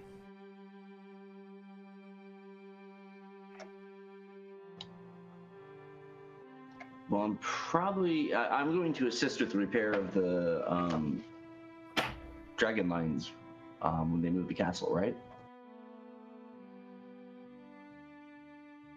There was two parts to this plan. You were talking about restoring the dragon lines, and you're also talking about metaphysically moving Kaldor out of the Shadowlands. Yes, but I was just recently advised it's unsafe to touch people right now. Oh, interesting. Okay, cool. So we're going to do the dragon lines. Okay, Denova. Unless Denova can... Well, Denova's got his hand... Or, sorry, Avis has his hand up. He can think of a way to help move them without disturbing them. Denova? Oh, Pluck has his hands up. I'll let him go first. No, Okay. you go ahead. All right. We're burning game time. All right, Denova's going to go to the shrine while everyone does this. So you're going to the shrine now? Feels... Okay, no, that's fine. Yeah. I was just going to quickly point out the Morin cult line, because obviously Kalis doesn't have anything and just basically makes it up from like folklore and stories that he knows. Would anybody know occult-wise, like, if we fix the dragon line now while the shadowy shenanigans going on, would that reinfect them? Like, or would that not be like? I don't know. I'm not a cultist, but it would be. If I was, it would be something that would occur to me. Does anybody know offhand or want to do a roll about that? Because that Let me make a roll. Could be important. Thanks, Miss Sarah. Like, I'm basically like a tool here, so like I need to be directed. That's cool. Yeah, sucks not having any occult, and it's just like, well, there's something happening. In this chronicle, I'll spend 2 motes. Oh yeah. 7 successes. Do you have any theories you I want to should throw know out there? about it. Honestly, I'm not sure how you're gonna rule this in this case. I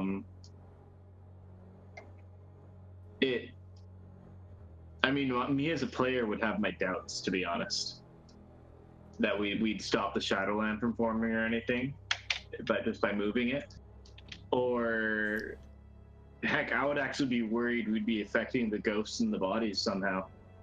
Honestly, that would be my theory as a player. We'd somehow fuck that up. Okay, gain your roll bonus. Cool. Moving the did it. castle will undoubtedly disturb everything inside it. Oh god, I was right. Bad idea.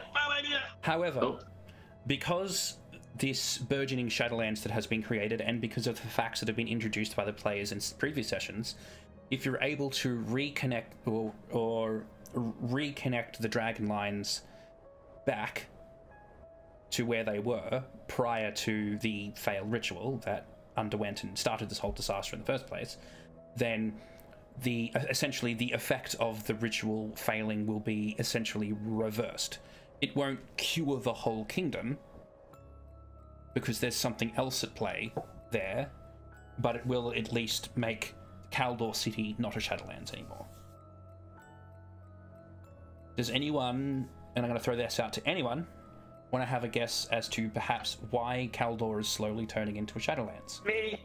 Me. Go, Kalis.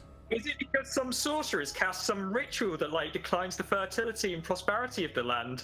And we already know that there's a sorcerer Cabal maybe in Kaldor related to Jonathan. I'm assuming. Nope, no? that's not the reason. Oh. Sagacious hand. I have a theory based on when Kalis and Sarah and Sagacious Hand have gone up to the shrine.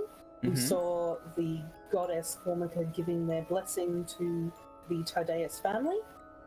There's no longer a Tardaeus on the throne. It is a Marcus. Jonathan is half that at best.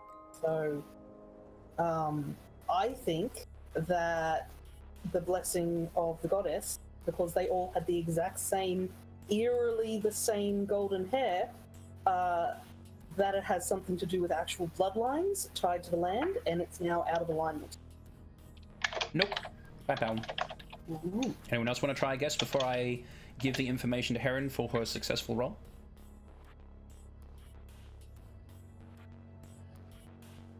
Nope. I'm going to make an out there one. I'm going to say heaven is turning its back on its place, and Gamakana Senen is here to make sure that the lady does not transition into a god, and they're trying to sabotage this in the most spitefully bureaucratic way they can. Nope. That would have been awesome. I do have a theory. Okay, go. I have a theory that Phoebus is being helped by a much more powerful force, which is seeking to transform. Nope.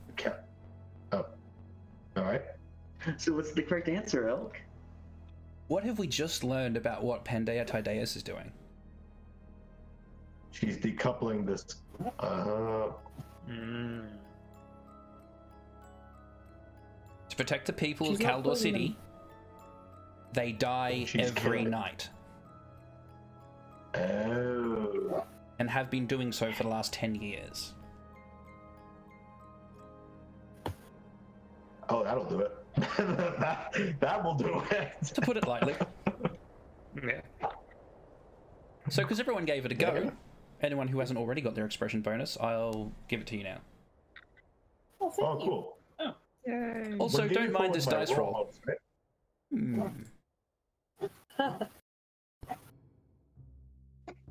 You rolled a 10. I did. Oh, So- one quick thing. Yes. So when you gave me 4 was my roll bonus, so I'm gaining my expression bonus now, right? Yep. Cool. I actually get 2 XP to spend. So, Yay. everybody.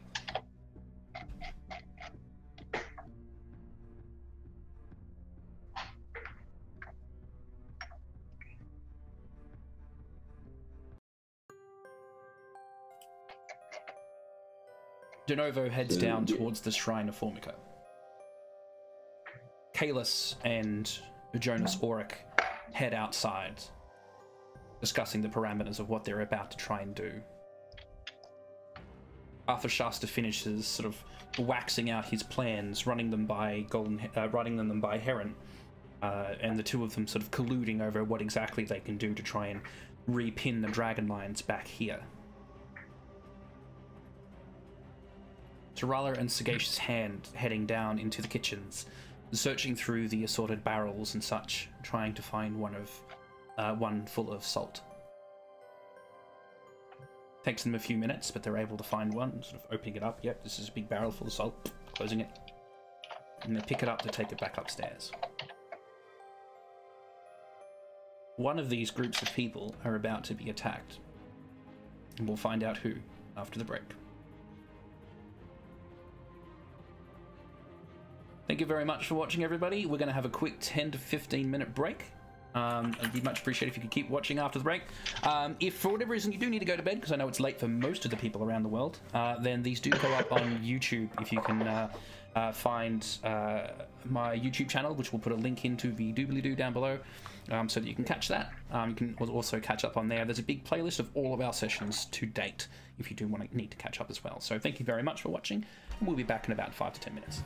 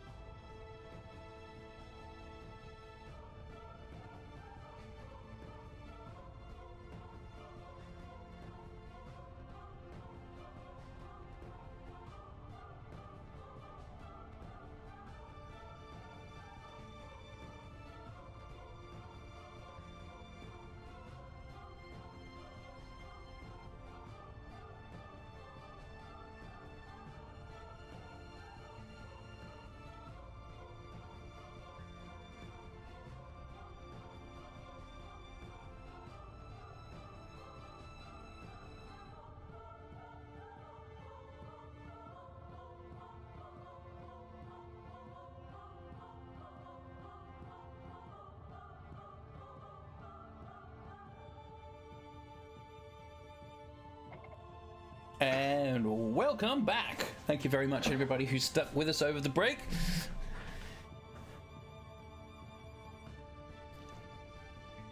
So, for anyone who is just joining us,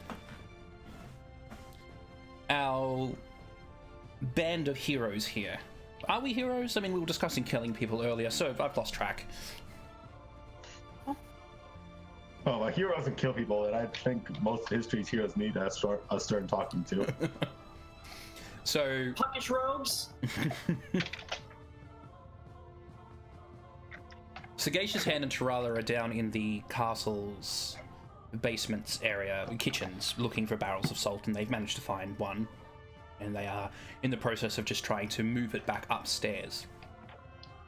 Kalis Kodan and Jonas Auric have moved outside, and they are preparing to undergo a rigorous, moat-intensive regimen to be able to move this castle. Arthur Shasta and Golden Heron were finalizing their plans for sort of reuniting the dragon lines back in under the castle to sort of undo the damage that had been done by cutting Lord Wyatt out of the tree and saving his life. De Novo has set off for the Shrine of Formica.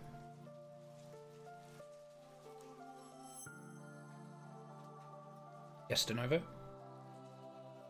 As De Novo walks out of the castle, he is going to take 3 swords out of his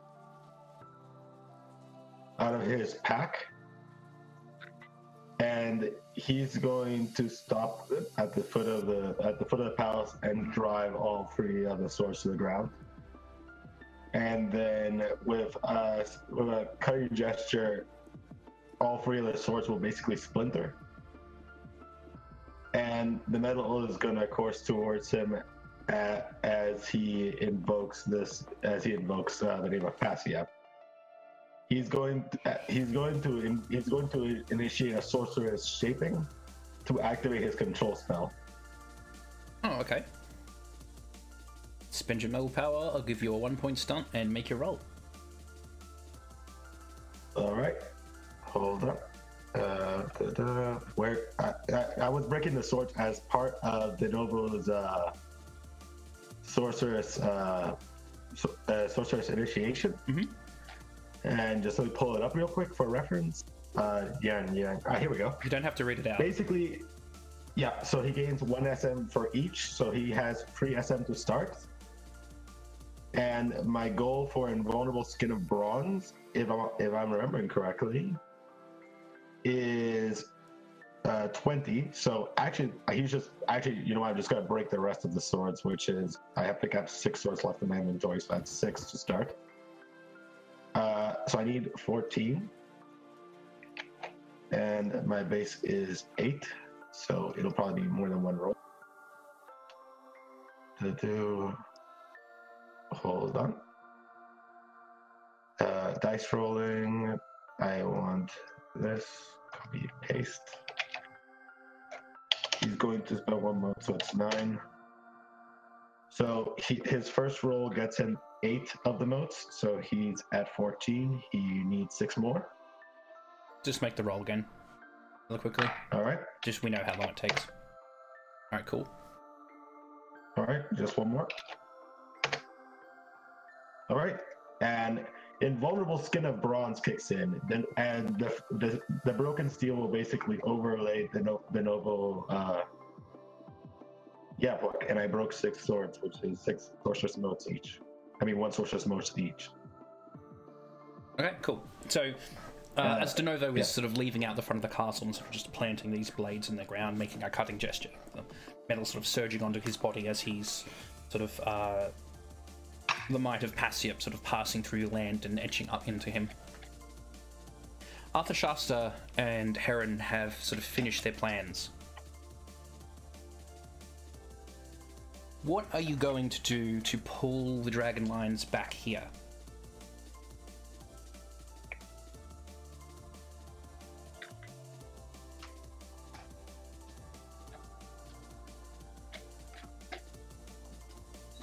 So I did not initiate the ritual, but I worked with De Novo as he did it, and he explained to Arthur Shasta a lot about it as he went through it. So it's sort of a two-step plan. One is he's going to try and sort of reverse whatever he did. So they stabbed a lot of swords in various places, which Arthur Shasta is going to see as like almost like acupuncture. It's like jabbing that part or node of the body. So what he needs to do is go and remove those swords and do something to the area to relieve the flow of essence, like a feng shui thing. If that involves him like kicking down the wall of some guy's house, like next to where we put one of these down, he might do that, so that way the air essence can flow through. But he's going to start doing that. What I'm going to need is Heron staying with us, or is she going with De Novo? That's up to Heron. I'm not going to go to De Novo because it's probably too dangerous for Heron right now, though she's worried about De Novo. I'll stick with you because that's probably where I'm best suited to at the moment. Okay. And I have the skills to help you. So, while Arthur Shasta is doing that, he would like you to help guide Kalis on how to reorient the manse to be in a more geomantically appropriate way, maybe knock down some walls here or there. That can come later, but like you said, carve open the land to create some grooves to encourage the flow of essence. But the heart of all manses when you're constructing them is the shadow manse, which is a small like effigy made of bamboo and rice paper, which is sort of put at where like the capstone of the manse will be. And he would like you to create some sort of analogous place, and that's going to be put under, you know how like when you build a house or someplace you have like a cornerstone.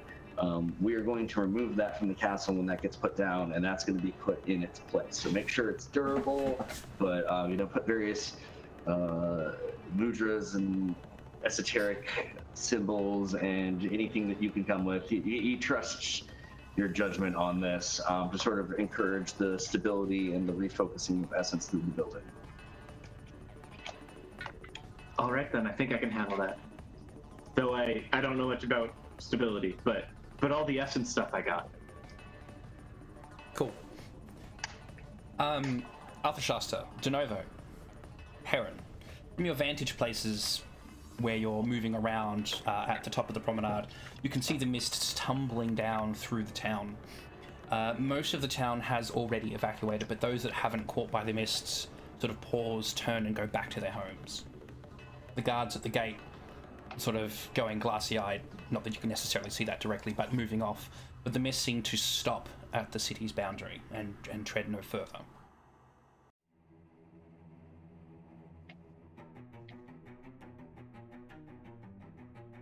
Trala. And no. Don't like the music change, Elk.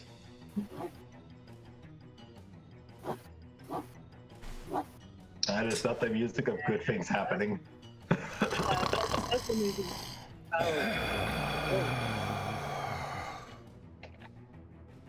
Oh no, Ghost Mason. there's what sounds like the thud of thick meat hitting the ground.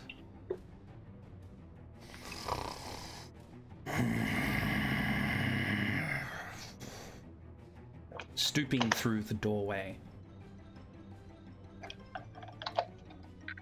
is an enormous form. It's barely able to fit in the passage, larger even than Kalis Kodan. Its body is nothing but a writhing mass of fibrous muscular cords. Its head capped by the bones of a skull. You can see its sort of spine tracing down its back.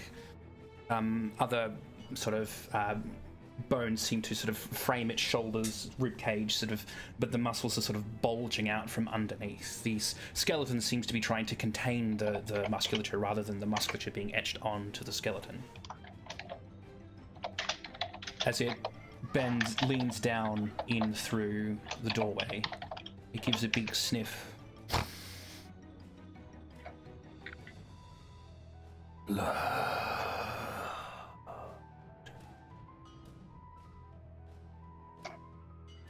And then turns to face you. Oh, joy.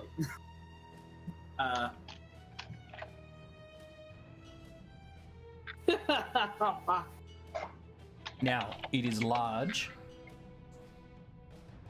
so its mobility isn't that great. You could attack it, or you could try to escape from it. It's up to you. Alright, okay, so it's like this just big hulking meat monster, right? Just slabs of spare ribs and everything. Have you seen? I'm sorry for this reference. Have you seen sort of Attack on Titan and the Colossus Titan? I have not seen, but I know what you're talking about. Yeah, it's sort of that. It's sort of just bones and shit and sort of and muscle fibers. It's nothing but bones and muscle, and its eyes, of course. All right.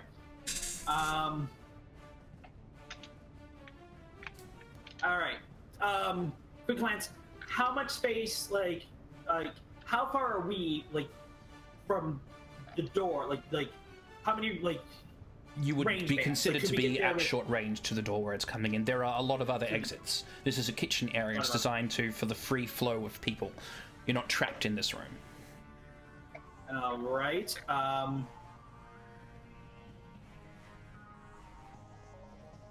Okay. Since carrying that barrel would actually be pretty cumbersome. And? Yes. I have an idea. Yes. Out of character. Do you want to acme this up? Hop on the barrel, athletically roll the hell out of that barrel and try and lead it to somewhere. Hey! Okay, Sagacious Hand's eyes have gone wide at this. I'm like, JP, in case we die, I'm sorry. I didn't know that Auric was here. I had no idea who he was. I didn't mean to involve him in... That's okay. More important thing is Meat Monster now. Yeah, no, but in case we die, and as he rolls the barrel onto its side, it's like, remember like a month in, and we were doing this just for kicks? There's Oh, I know what you're talking about. Yeah. Yeah. Out of character, do you have a graceful crane stance? Yes, I do. All right, you're gonna be the one on the barrel. I would like to introduce a fact, streetwise, of having moved around this castle and getting to know, the secret areas, and whatnot, having actually been down to the kitchens earlier. It's like, okay, that's a big giant slab of meat. Maybe we could just lock it in the larder? And I would like to establish fact that if that there is like an area in which if we can lead him towards it, we can like put in and put the door down. That the equivalent of where they store meat with like the smoking house or the place where usually the salt is stored. Just lure him in there. Okay. Oh, Make a roll. all that type. Yep, doing so now.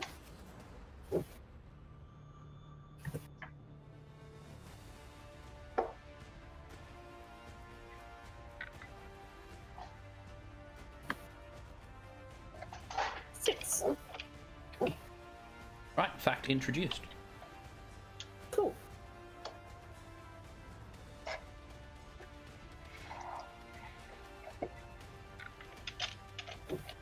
Okay, so our plan is to try and lead it towards this location, to lock it in, like using our awesome barrel rolling skills. And Tarala and I, like I can try and lure it in and get the hell out, and we lock it behind us. Yep. For the record, in case the diaclave is at the ready. Oh, well, yeah, that's part of your joint battle, but we're not rolling to battle for the moment. The creature sort of lunges into the room. It seems to have to sort of squeeze itself in through the door, although its sort of bones and musculature are able to sort of just like push together, almost like an octopus squeezing through a space. As any part of its body sort of compresses, some other part of its body becomes sort of larger, elongated, as its hand sort of just comes in, sort of grabs the kitchen countertop as it sort of drags itself inside and starts sort of pouring at the ground, coming in after you. All right. All right. I am going to do a little bit of a stunt to help give us an edge on our first getting away roll. Mm-hmm. Yeah. Clearly, a meal was cooked in here. Clearly, there is going to be a barrel full of, or not a barrel, a pot that hasn't been emptied yet, full of grease. I am going to slam that over onto the floor so it starts slipping and falling as it tries to make its way in. And as Tarala has done that, the slipping and sliding, I'm going to reach over to the other shelf where all the flour is stored in the kitchen and throw flour on it to try and sticky it up so it gets even more slow. We're battering it. Okay, I will give you a 1 point stunt for your getaway roll. All right, awesome. Please roll wits plus athletics, Tarala. Oh, cool. I'm good at that. Meanwhile, Arthur Shasta.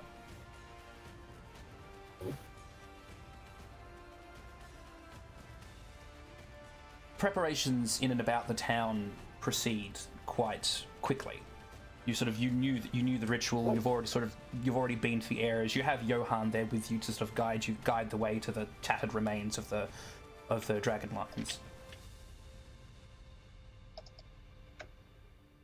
You can feel the ground shift as more of these sort of large blades are planted into the ground, as if the nascent energy lines here in the city were trying to find something to latch onto. You can see them start to sort of glow and vibrate almost with heat as you start to place them in and down. Yes, Tarala. I'm going to spend 2 motes on Effortlessly Rising Flame to give myself 1 automatic success, and it makes it so that every 10 I roll provides a non-charm die to re-roll. Try another go.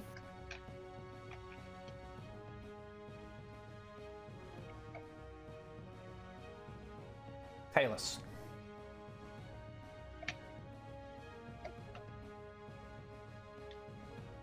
Jonas glows hot with a white light as furls of energy start to sort of come up off and around his body.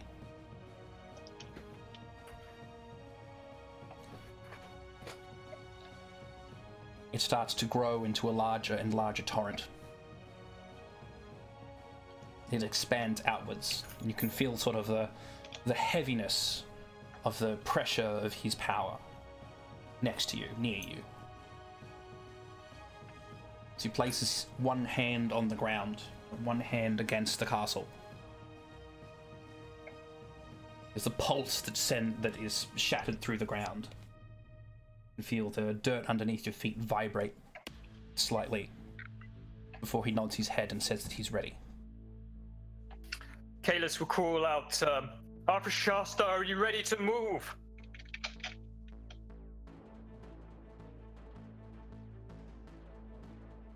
Gotcha, did you hear me? Arthur Shasta calls back. Can you hear me?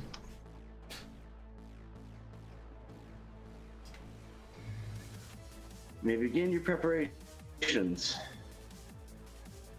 Kalis begins his final stretch, working himself up to probably the most mammoth task he's attempted, but he's sure of himself. He knows that this is the right thing to do. And he thinks back to his time in Real Visage, where his elder advised him. And he remembers one conversation as he puts his hands against 2 huge pieces of stones, his hands perfectly grasping around like they were handholds, and he braces himself against them. He hears the words of his elder and that conversation. Kalis, do you know what true strength is? No, what is true strength? True strength is the strength to move one's heart. Because if you can move someone's heart, you can move their fate. And that is a power unrivaled. Thinking back into his mind, Kalis talking out loud. I don't know I know I have the strength to move this castle. And this castle is the heart of Caldor. It is where all the wise leaders' choices are made and where this mess may have been started, and this is where this mess will be finished. I am going to move the heart of Caldor so it can be healed again. For I am Kalis Caldor, and I know the pillars of strength. And they are. Strength of heart is a pillar of strength. Strength of body is a pillar of strength. And strength of cunning is a pillar of strength. And with that, he moves against the mighty walls of the castle and begins to... And we'll see if I manage to shift it. I'll give you 2 points done for that. Thank you. I'll be kicking in a load. Yeah, go for it. I'll be acting in 9 Eon's Few. I will be activating in. Gotta remember the name of it, but it basically allows rerolls on my athletics rolls. I'll be putting a point of willpower into this as well. And I will be using the remaining motes I have to use my excellency for one mote of essence for 2 dice. So that should be 8 extra dice, rerolls, and 7 doubles. So on this feat of strength. How many motes total? That's all of it. So I'll be spending 10 motes in total. But unfortunately, I don't know if that raises me up to like my anima banner, which is a shame if it doesn't. But it doesn't quite. No. This is the first time I get to use my burning effect. I'm also on 0 motes, which may or may not be applicable.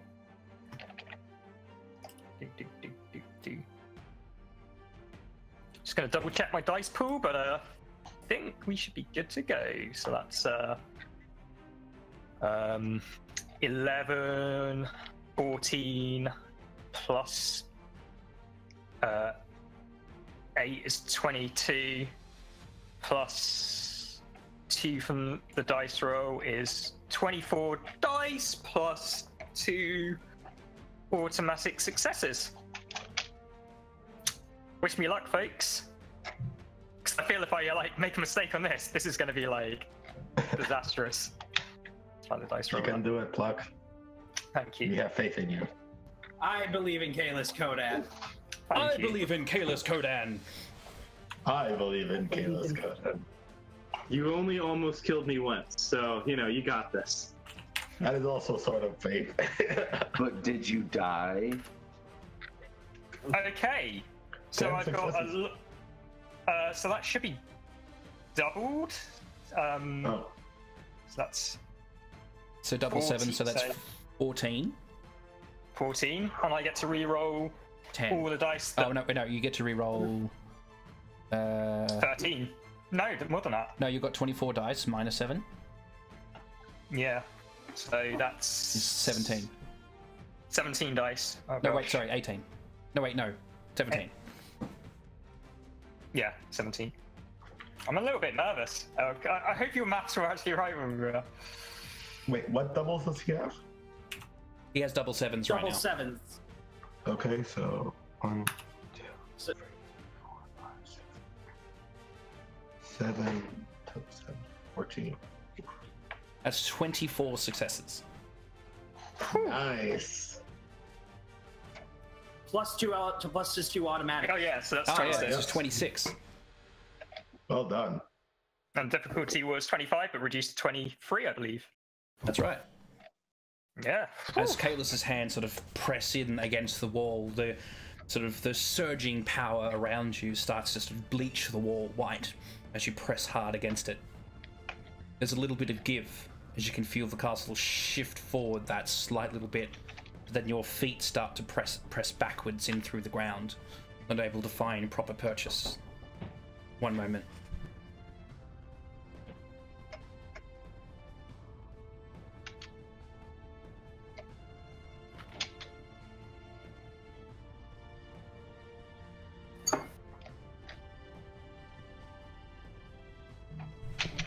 Sorry, just got a visitor.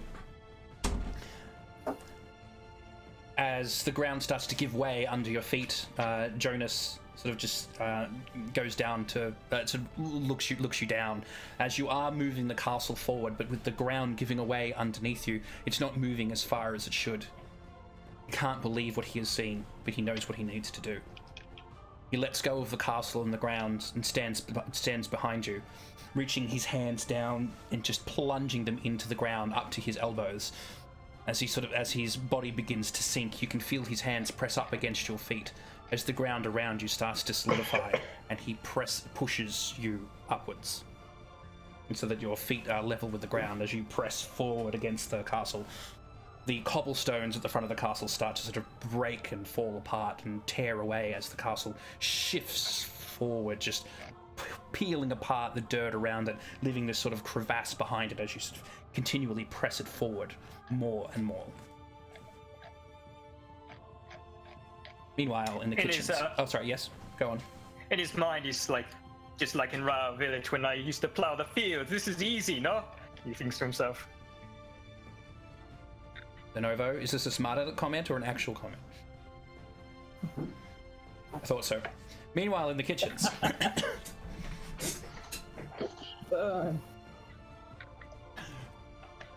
Sagacious hand pushes over the barrel and jumps atop it. Tarala starting to sort of press up against it with her hands, rolling it in as the Sagacious hand manages to keep perfect balance atop it.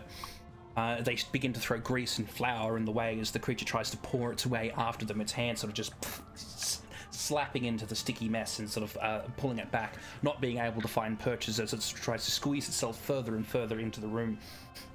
You're able to move 2 rooms out beyond it before it's able to find purchase in the kitchen, grabbing onto the door frame and pulling itself in through.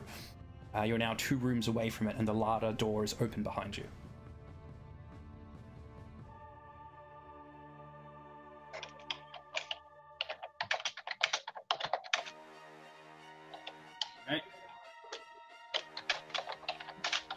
Okay, so it just got into the kitchen where we just left, right? No, he was already in the kitchen. He's just moving into the next room, but you have so far moved, like, from the kitchen into the adjacent room, from that room into another room, and behind that room is where the larder is. Okay. Okay, so we're in the larder now. Not in the larder, you're in front of the larder door. In front of the larder, okay. Can you kind of describe what's in the room that we are currently in?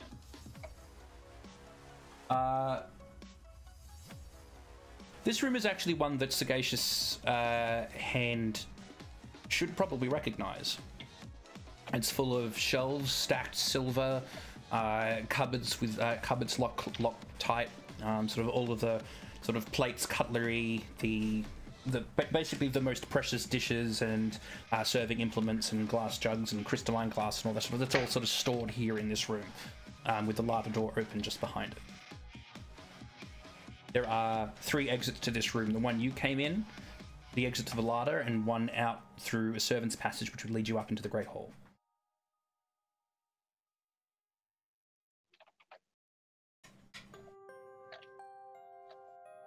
Okay. Kel, what do you think if we stand there long enough, or if I, hey, Toro, try and get it to come towards me? I was actually going to say, try to goad it in, yeah. Yeah.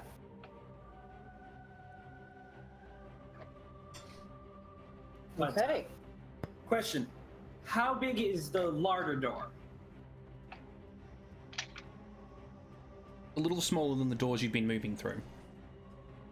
It's also heavier and larger to sort of make it a more sealed room, so to protect it against things like damp and mildew. Okay. You can feel the ground underneath you shudder and shift. The sort of the plates and things on the shelves around you start to sort of rattle ever so slightly. You could swear the ground was moving beneath you. Okay, this thing seems to be attracted to blood. Okay, you take the barrel. I'm gonna go into the room, and he's like, I'll cut my hand. It'll come towards me. I'll leap out of the way, and then when I'm out of the room, you slam this door shut. Okay? Got it. All right. So Sagacious Hand jumps off the barrel to stand before the door, taking like as things have started to shatter, just grabbing one of the knives to slice his hand. He's just like, "Here, kitty, kitty, kitty." Begins to. And Tarala sorry, yes. moves the barrel out of the way. Tarala moves the barrel out of the way and gets into a position to actually riding the barrel, standing like on top. So like she's making it so that she's out of sight of the creature as it comes charged, like so that when it comes charging in, it won't have really the time, all greased up as it is now, to change the momentum and get at her. But so she's keeping herself out of the doorway's view. Ready to leap in and slam. Sagacious Hand is a man, as I understand. No, as far as those things matter. No, Tarala is. Oh, right. Gotcha. Yeah, so she's getting out of the way so that she can't be, like, she's out of the way from it.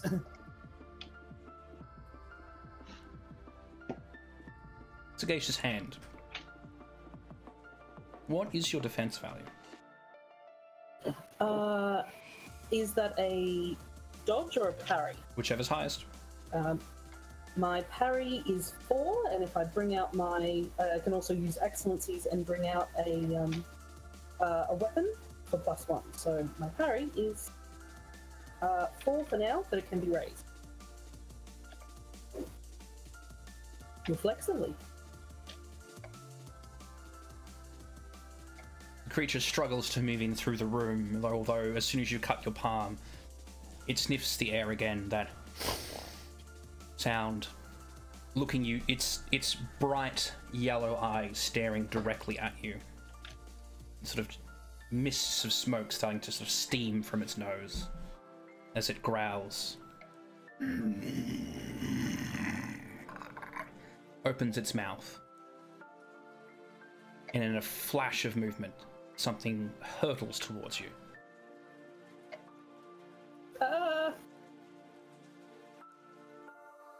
Okay. Defend. Now, do I need to declare defend? You need to declare defense, yes. Okay, I think I'm going to panic and manifest my artifact. So tell us what that looks like. I'm really worried this thing's going to hit me. My intention is to try and reflexively use my athletics to, or not, I don't think it's reflexive, to it's like called monkey leap technique or faux vaulting method. My intent is to, like, as it's coming towards me, to leap over the top of it. But in case it hits me, I'm going to spend 5. I don't know how this works. I'm not used to doing combat. So as leans towards, and the hand goes up almost reflexively to spin his cape around to do a quick stealth and athletics thing, like Tarala, Jade Phoenix Soul, and Sagacious Hand have done this quite a lot. And so the hand comes up to do it and remembers, nope, the cape was abandoned back in another room. His shirt was abandoned in the adjacent room during all the performances. He's currently got nothing. So as it moves its way towards him, the hand goes up almost reflexively to cover his face as a golden light bursts out. A shroud that is going to cape this golden silk falls about his form, outstretched on his hand, held together by a diamond that is about as big as a palm, 2 extra diamonds on the side forming a brooch, as this golden orb spider silk cape that is about 3 times as large as him, that could have wrapped an entire body up, appears around his body in a golden flash of light. The corners of the sides of it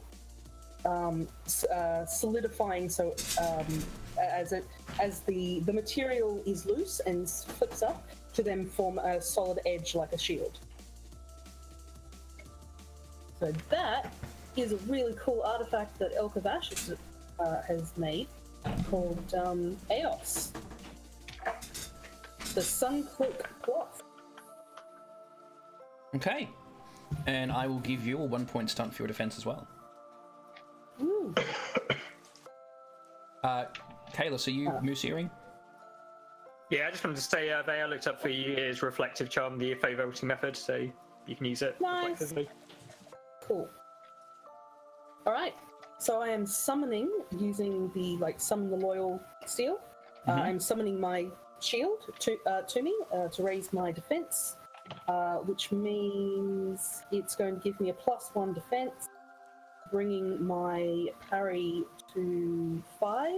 I'm then going to spend 5 motes in increasing that. So, sorry, do I spend 5 or is it a? So you need to spend 2 motes per 1 increase. You can't spend more than your total dice cap. Okay, I'll spend 6. Okay, so what does that bring it to? 7, 8, is that plus giving the an stunt extra I gave 3? you is 9. Cool. Alright.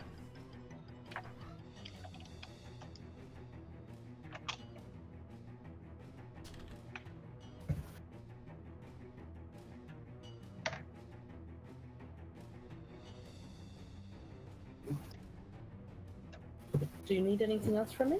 Do I need to roll or? Okay. I have now dropped down to 6 personal motes. So.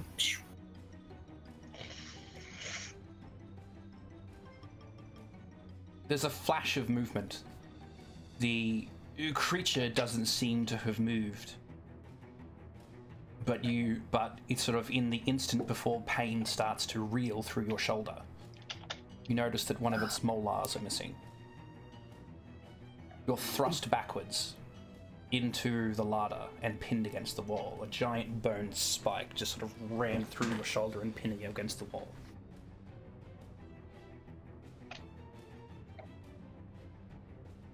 I am going to, if possible, I'm going to, even though pinned, can I rip my way out of this? Like can I faux vault even though pinned? If you want to remove it, you can, but you will take damage. It has not done health levels to you, but it has pinned you against the wall. This sort of acrid black miasma starts to sort of surge around it, sort of picking off as if you would see, like if something's anima was glowing. Just that sort of its used essence and starting to sort of glow this sickly black miasma as it crawls ever onwards towards you. Tarala, you see Sagacious Hand suddenly disappear from view. You know, in an instant, as something just flashes past your vision, and you hear a great thud from inside the larder. Sagacious Hand crying out in pain. Oh no.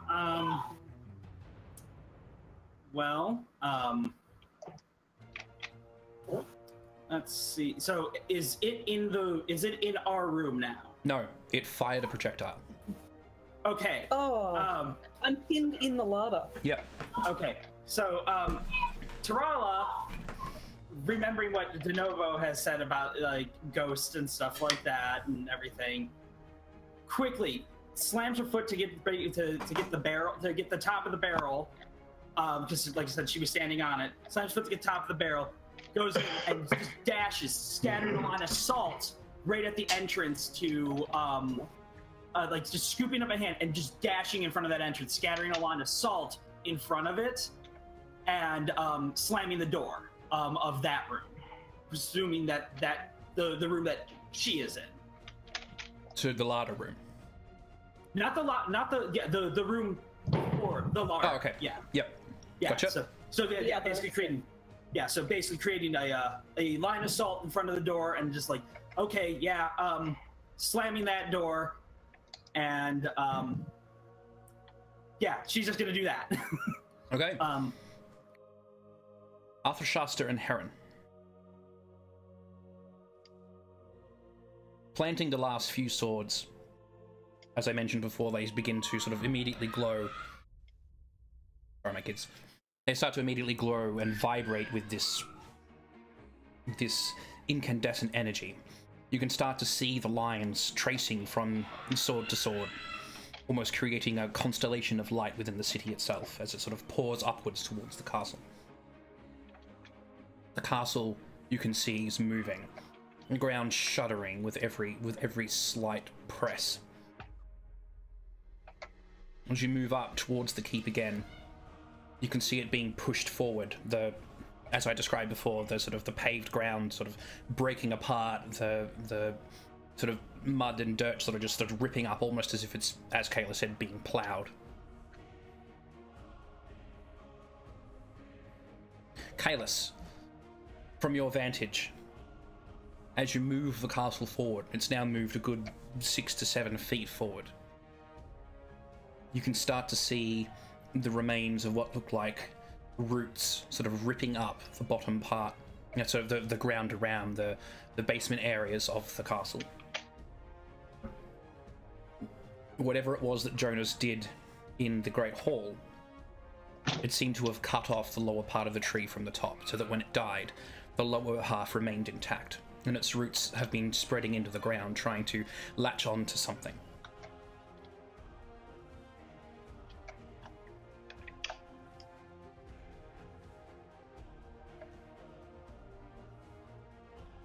De Novo, you've been making your way down, sort of the clunk of metal against the pavement, the glow of the swords as they sort of blindly channel the energy back up towards the keep. You make a right-hand turn at the corner of the promenade and sort of stalk your way through the residential district as you come to the Shrine of Formica. Sitting cross-legged in lotus position in front of the doorway to the shrine is Maze of the Uncut Sheaf. Yes? This is De Novo's first meeting with Maze. I confess to not recalling much about her from the bonus session that I watched. Could you reintroduce her, please? Essentially, Maze is a monk. She has closely shaved hair. She wears a similar sort of garb to you, just sort of almost sort of a hessian sack tied with a single cord. You can see her spirit hovering just above her body, as if she's come here to meditate and has been affected by the mists as they swirl about her. She's directly in front of the door.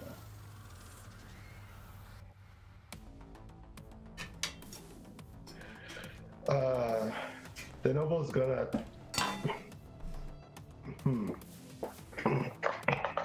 De Novo is going to tap the bells of Pelora 3 times and call Shiroi.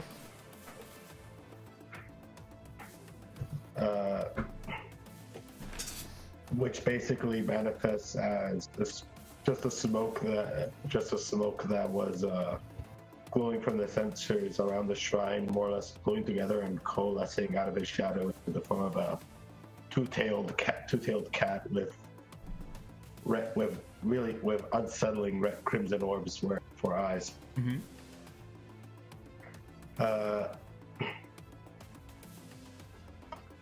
You called me.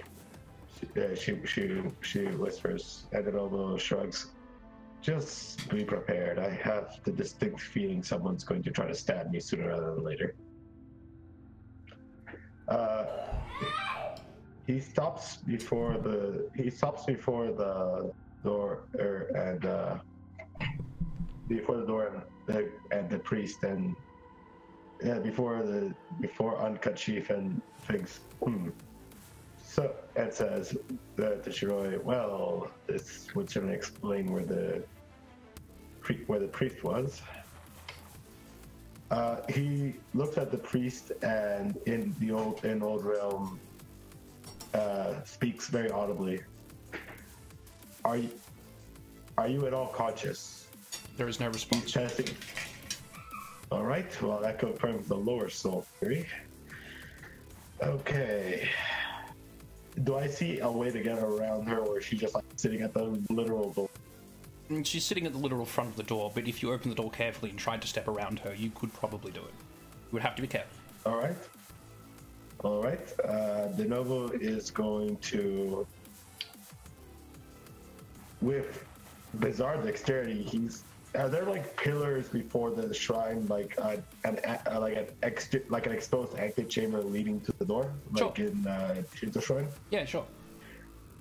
With dexterity, he leaps forward onto one of the pillars of the shrine, balancing his legs on the shrine, and then more or less pushing down and flinging himself forward towards the door, stopping to curl, and as he curls outwards, pulling the doors open and sliding in.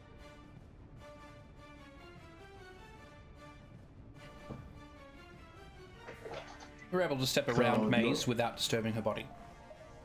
All right, perfect. Shiroi joins you. Entering into the shrine of Formica, you find it much as you found it last time. Notori sort of sitting up and around the smaller shrine, the cut paper banners hanging down aside each side.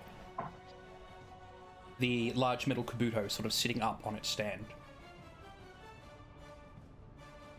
All right. By the way, is Spirit Detected Glance still active? And how long did it take me to get here?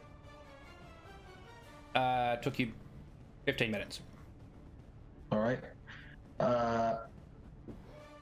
I'm going to do an occult roll to because I don't see Formica there, right? Nope. All right. I'm going to do an occult roll to summon Formica with a prayer. Okay, make your occult roll. De novo.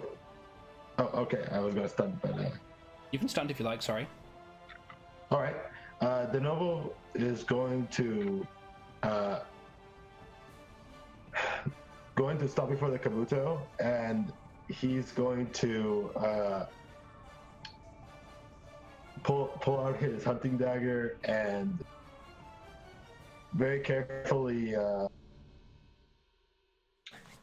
cut at the cord of the prayer beads he has over him, pulling out the cord, splitting into two and laying it before the shrine.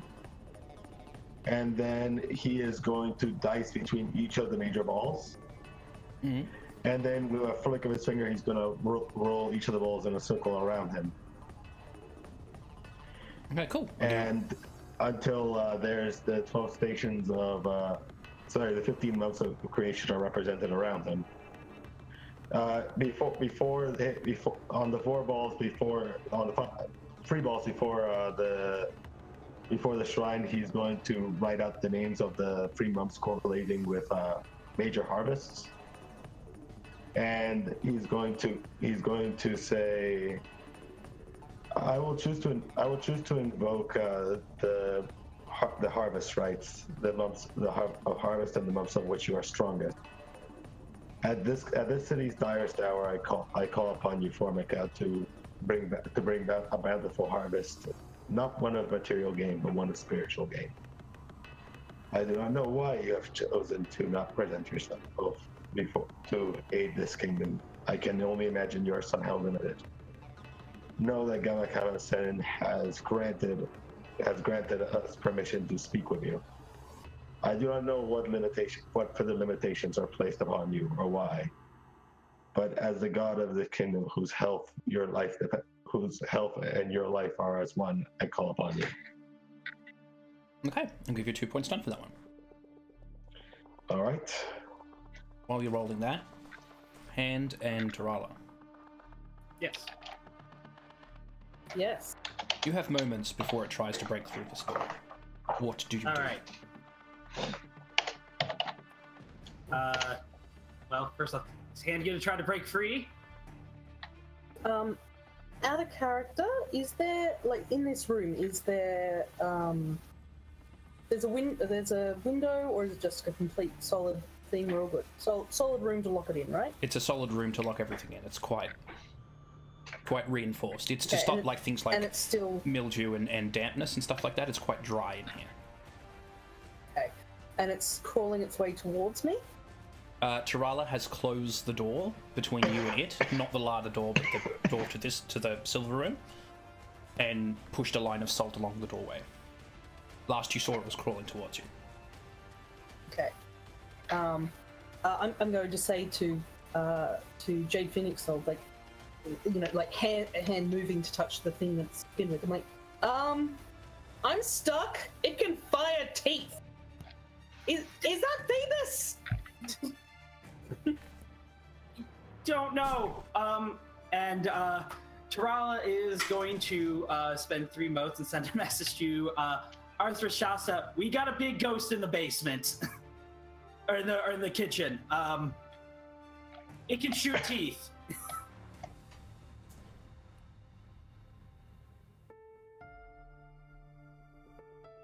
Could Tarala burn it out so I'm not pulling it out of my body, but instead her hands, like whatever this is that's stuck in me, if you made your way to me, could you burn it out, thereby at the same time cauterizing the wound and You could try. pinning me?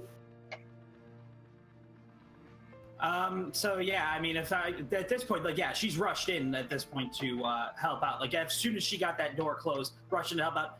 Yeah, if okay, this might hurt. She spends a moment to like heat the tooth and try to pull it out without causing too much damage. Do you have dots in medicine? I do not. All right. This might be a good time to have Arthur Shasta possibly start running down, or maybe Johan start running down. Arthur Shasta is going to scream out, Tarala and Hand are being attacked by some sort of creature that has projectile tentacles. I think you have this under control. I'm going to go and try and help them. Tarala, roll wits. Okay. Fortunately, I actually have a pretty high wit. Let's burn a willpower. Bless you, Arthur Shasta.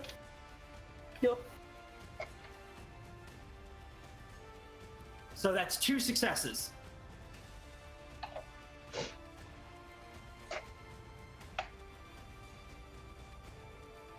And your hand, Sagacious Hand is freaking out. Sorry, go. and your hand is placed around the tooth. It starts to sort of glow with the heat. Sagacious Hand can feel sort of the searing sensation in his shoulder as the tooth is pulled back, and it just sort of slides out of you like a knife exiting a thick of butter. I'm really sorry. Take 1 lethal damage. Wow. Yep. Yep. You hear a great crash as the doorway, frame, and wall leading into the room just outside the larder breaks apart as the creature just sort of bursts its way through and crosses the line of salt without issue. Ah! Its tongue lashes out like a whip. Tarala, do you want to hold on to this tooth? No, I am going to drop this tooth. Alright, as you let go, as you see the tongue come towards the tooth, you let go. The tongue lashes onto the tooth and pulls it back, sort of resetting it into the creature's mouth. It pauses. You can hear a Alright. as it resets the tooth. We're not going to wait for anything. That sound, guys, she just grabs Hand and just starts booking, trying to get back to the way up. Hand is like staring at the blood on him, astounded. Like, I've never got hurt before. Yeah. I'm bleeding. I'm bleeding. No, you're not. You're exalted. You're not bleeding. Let's go. As Tarala pulls you from the room, you can hear the deep, growling voice of the creature.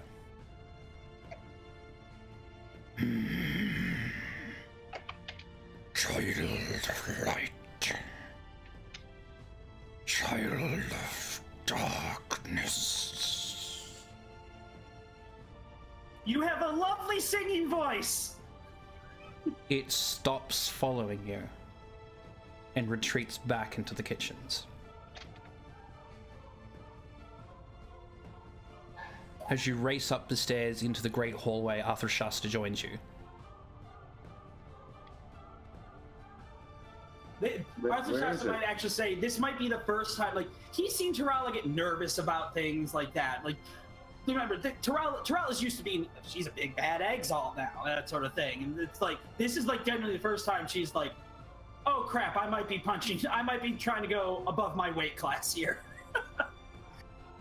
Sagacious Hand, what do you do? Oh god. It also crossed salt. Tarala's dragged me away? Yeah. Yeah, like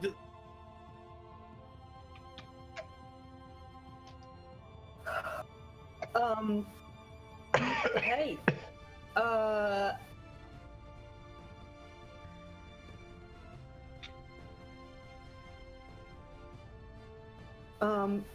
No, okay, sorry, just trying to figure out what to do here. Shivers. Okay.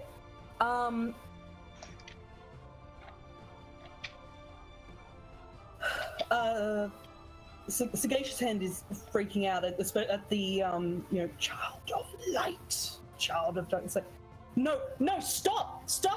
And trying to force Tarala to stop them, to put them down. It's like that's a story Kayla's told. Please no, stop that! Okay. That might be me. Stop. She says. Like, Tarala will stop when she sees it's not following, but yeah, like what? In which case, Arthur Shasta joins you wherever you are. Yeah. You know what? Would Heron run to Hand's rescue?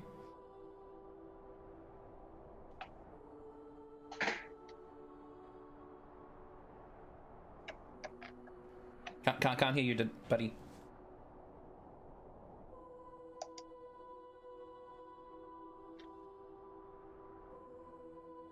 Sorry. Oh no. Have we lost ducks? Hang on. Looking after Ava? No, I figured it out. Sorry about that. You can hear me now, yes? Yeah. Yes. Okay. I would have gone to check out Sagacious Hand's situation, definitely. Okay, cool. So Arthur Shasta and Sarah sort of meet you at the base of the servant stairway. Just as Sagacious Hand starts screaming out for Tarala to stop. That might be me. Yeah.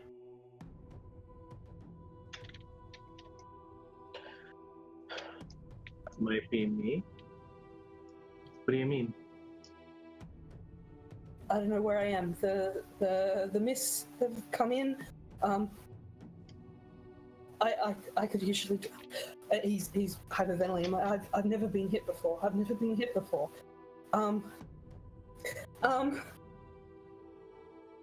These mists separate souls. I can't feel mine. Mine's gone. You can't feel your soul? I left it when I came to when I came to help you in the castle. I left my protection, the other half of me, with Kalis and with Sarah, and I don't know where I am. My mind isn't here right now, and if this is separated souls, like, am I attacking? I activate Spirit Detecting Glance. Nope. No spirits. Does your other soul dress less flamboyantly than you? Why do you think it's your soul? I'm a bit confused, sorry. Can you talk again slowly? I promised myself I wouldn't say anything, but if this has disconnected us, then I don't know how to put us back together. If that's I'm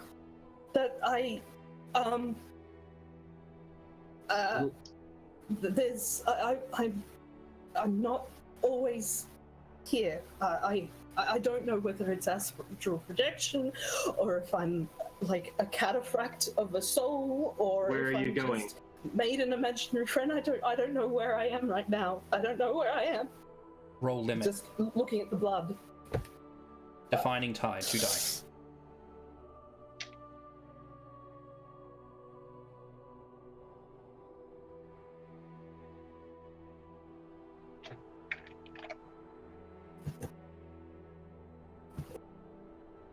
As Sagacious Hand, is just looking at Sarah and how hurt she is. It's like, I stayed with you to protect you, but I don't know what went wrong. I haven't been able to, like, it's compartmented, and I don't know what's happened yet. Relax, Hand. It'll be okay. What hit you? What attacked you? Sagacious Hand looks to Jade Phoenix for help as describing this lumbering. Terrell describes the big, like, it was this big thing. We were like ghost possessing meat, and it shot a tooth at her, huge tooth. I pulled it out, and I mean, sorry, Shasta, I'm not a doctor, but he was pinned. Here, I can't do much for you, but Sagacious, take this. And I activate Essence Lending Method. I lay my hand on your forehead. I know that this can't exactly make everything better or really realistically help your pain or anything like that. I'm not saying this out loud, by the way. I'm just saying my character's thoughts. But I hope that the influx of solar essence into your body would help allow you to regain your composure in a little bit, and a warmth would go down your soul, reassuring you that the odds of them being separated are slim to none. You certainly would not be able to chat so easily with us if that was the case. Yeah. So you regain 3 modes, basically. Yay!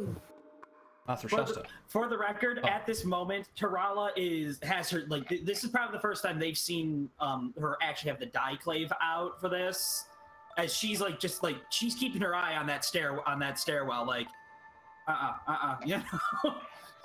Also, my cast mark would actually, you know what? No, I'll keep myself not glowing for now.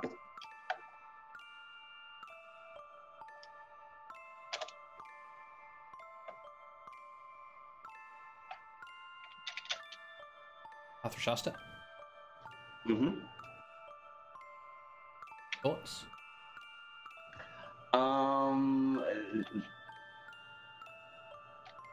I have lots of questions.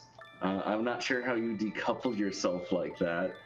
I'm not sure.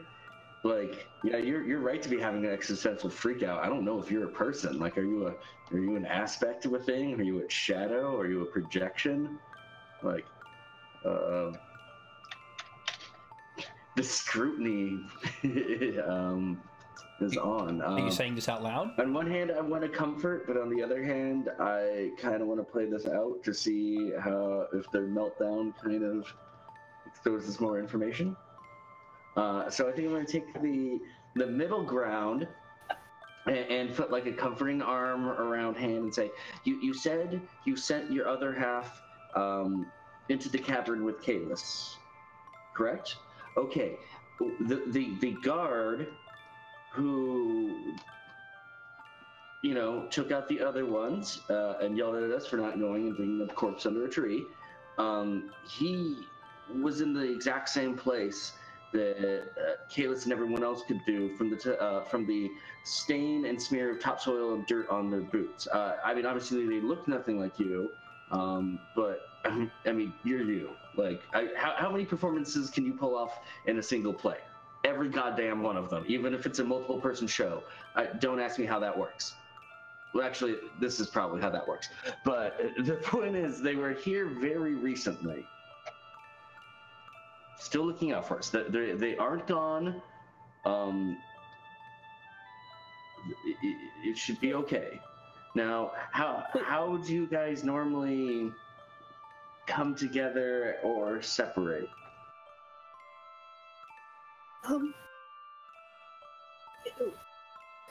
He looks at like everyone whose eyes are on him. It's just, I've always been this way as long as I can remember. We're just, I'm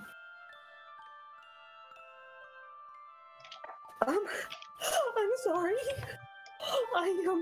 I tried to help. I thought I'd come and it'd be okay, but I'm not the pragmatic one. I'm not the pragmatic one. I don't know what to do, and usually he'll be able. I can make a plan. Usually I can make a plan, and it'll work. That's why I was stalling until I could be in one place and actually make a plan. I don't know how to evacuate people without freaking out, so I'm stalling. We can't evacuate all these people in the situation right now, and we need to keep focused and keep on this. You said that the person went back into the kitchen. We maybe should get Kalis. What do I do? What if I do if I'm gone? You're not gone. You're here. You're with us. Keep focused. I don't exactly have the best socialized role, but I'm gonna make one. I will accept it. Cool. Excellent. Yeah, it would basically be inspire courage to mirror. Well, I guess not mirror. Call back to something that happened earlier.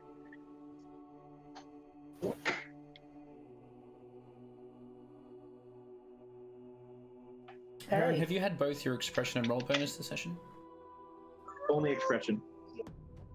Or no, rather, it was you gave it to me when I did the occult roll and guessed correctly. So is that roll or expression? That was roll. That's roll. Okay, I've only done roll bonus then. Then take your expression as well, please. Neat. Nova? Yeah, that's a smart aleck comment this time. I actually just want to say I'm really impressed with how well it's played.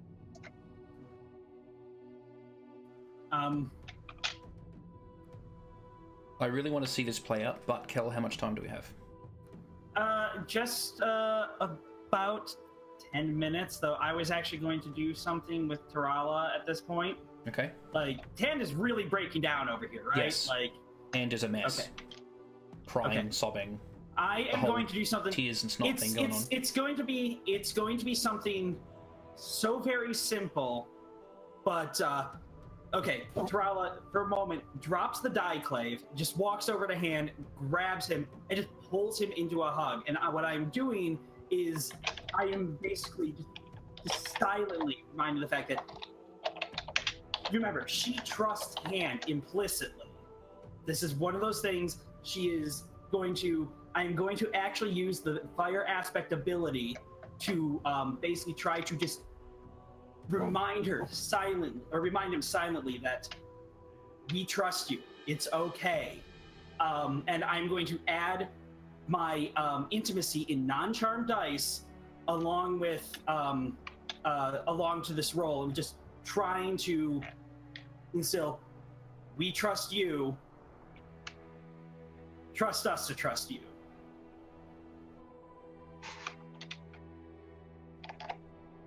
Take your roll bonus.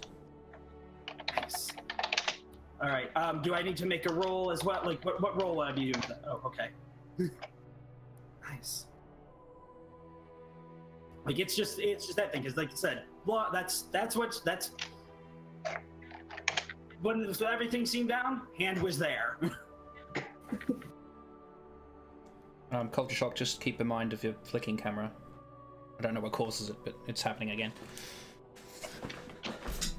Hand, what are you going to do?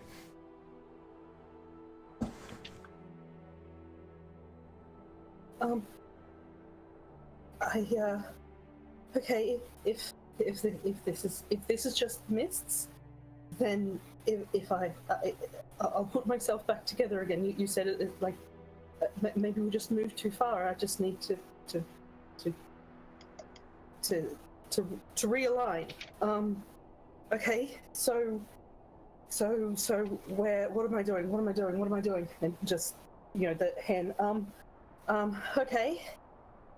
I'm not here. My mind isn't here. My mind isn't here helping me. My mind didn't protect me from this. So what am I protecting myself from? Okay.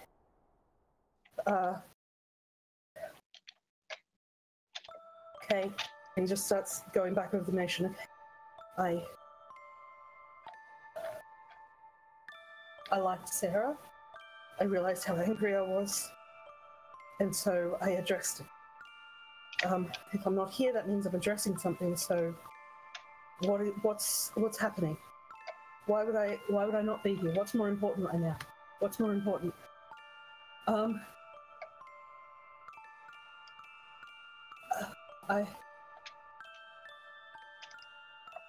The rune was real. That was the last time I was...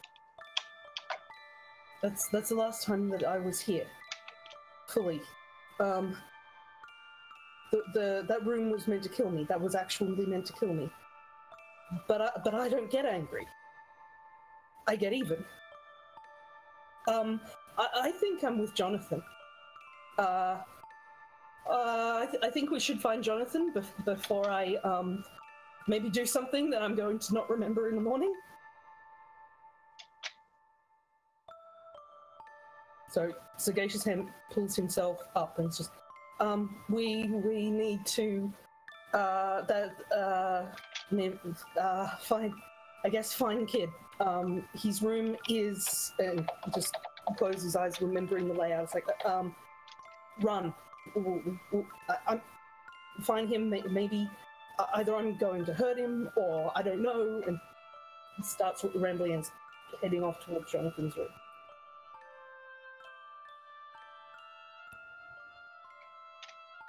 Nobody's gonna say. Trial is just gonna try to get in the way and be like, calm down, hand, breathe.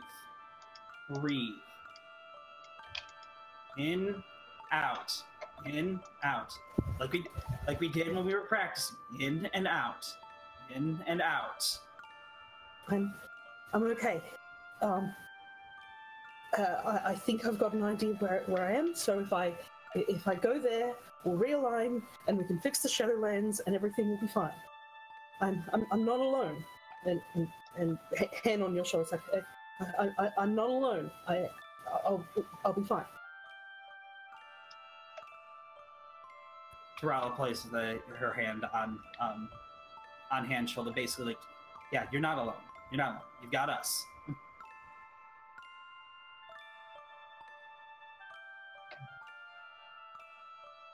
So Hand, Tarala, Arthashastra, and Heron are heading up towards Jonathan's bedroom.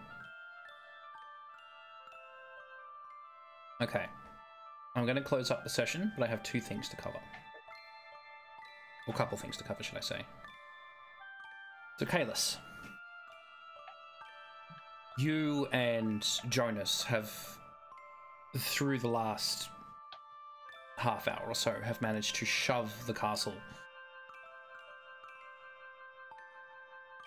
inch by inch, minute by minute, further and further, exposing the great cleft beneath where the sort of roots of the tree that would be sort of curled into the ground and sort of fallen apart, shaken loose from the castle foundations, creating a sort of a pile of sort of dead and wrecked roots at the base of this giant pit where the castle once stood. You've moved it forward probably about half of the depth of the castle itself through teamwork.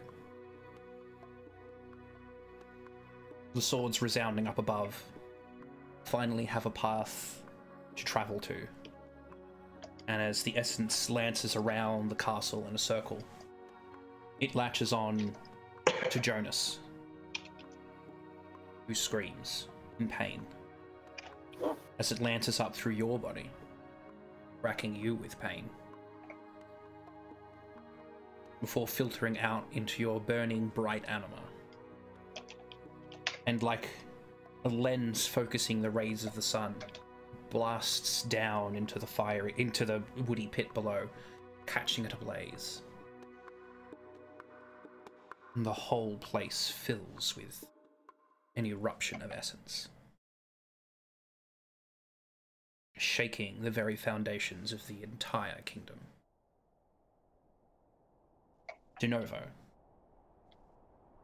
as you have completed your ritual, you send out your prayer. There is no answer. There's no response. And that's when the ground starts to shake. You can feel the rush of essence like you once did when the manse was forming before. Everything being drawn up towards the castle. The ground shakes.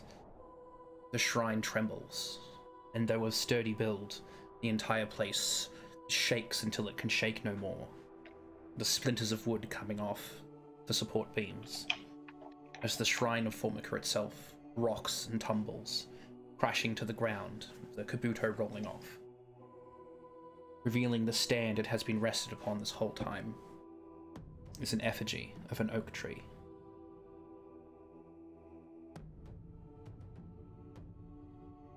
And Tarala, Aaron, Arthashasta,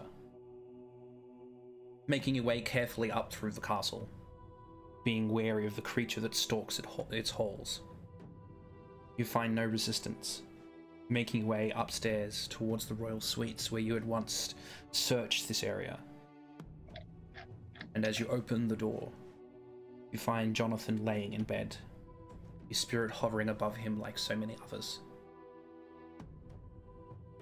And for a moment all seems safe, until a shadow crosses the curtains, and Sagacious hand stands next to Jonathan's bed, a knife drawn. It looks up towards Arthashasta, Tarala, and Heron.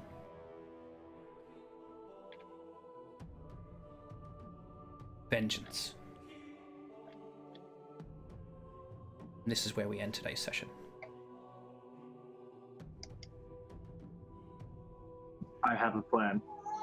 I can't believe I'm the one saying this, but I have a plan. It's okay though. Find out next time. I hereby swear to stop having plans. What do you mean? I feel like I tactically. No, if it was anything, it was Plucky moving the castle. If there was anything, it's mists rolling in and decoupling connections between souls. If you're already Also- on a bit of a tenuous ground there, uh-oh. Also, this place might have been turning into a Shadowland for about a decade now, so you know. Yeah. Also, like, the soul is usurped the Elder Gods, so if you're gonna blame anyone, it's the Elder Gods. Or the totally not a Death Lord with Death Knights behind it. Something Child of Darkness. Anyways, this is really post-game talk. But I guess it is post-game. I don't know. Thank you very much, everyone, for joining us. Was there anything else the players wanted to say before we go, or anything the audience would like to ask before we go?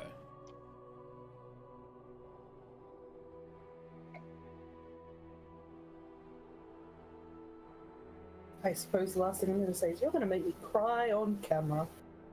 I look forward to next week's session.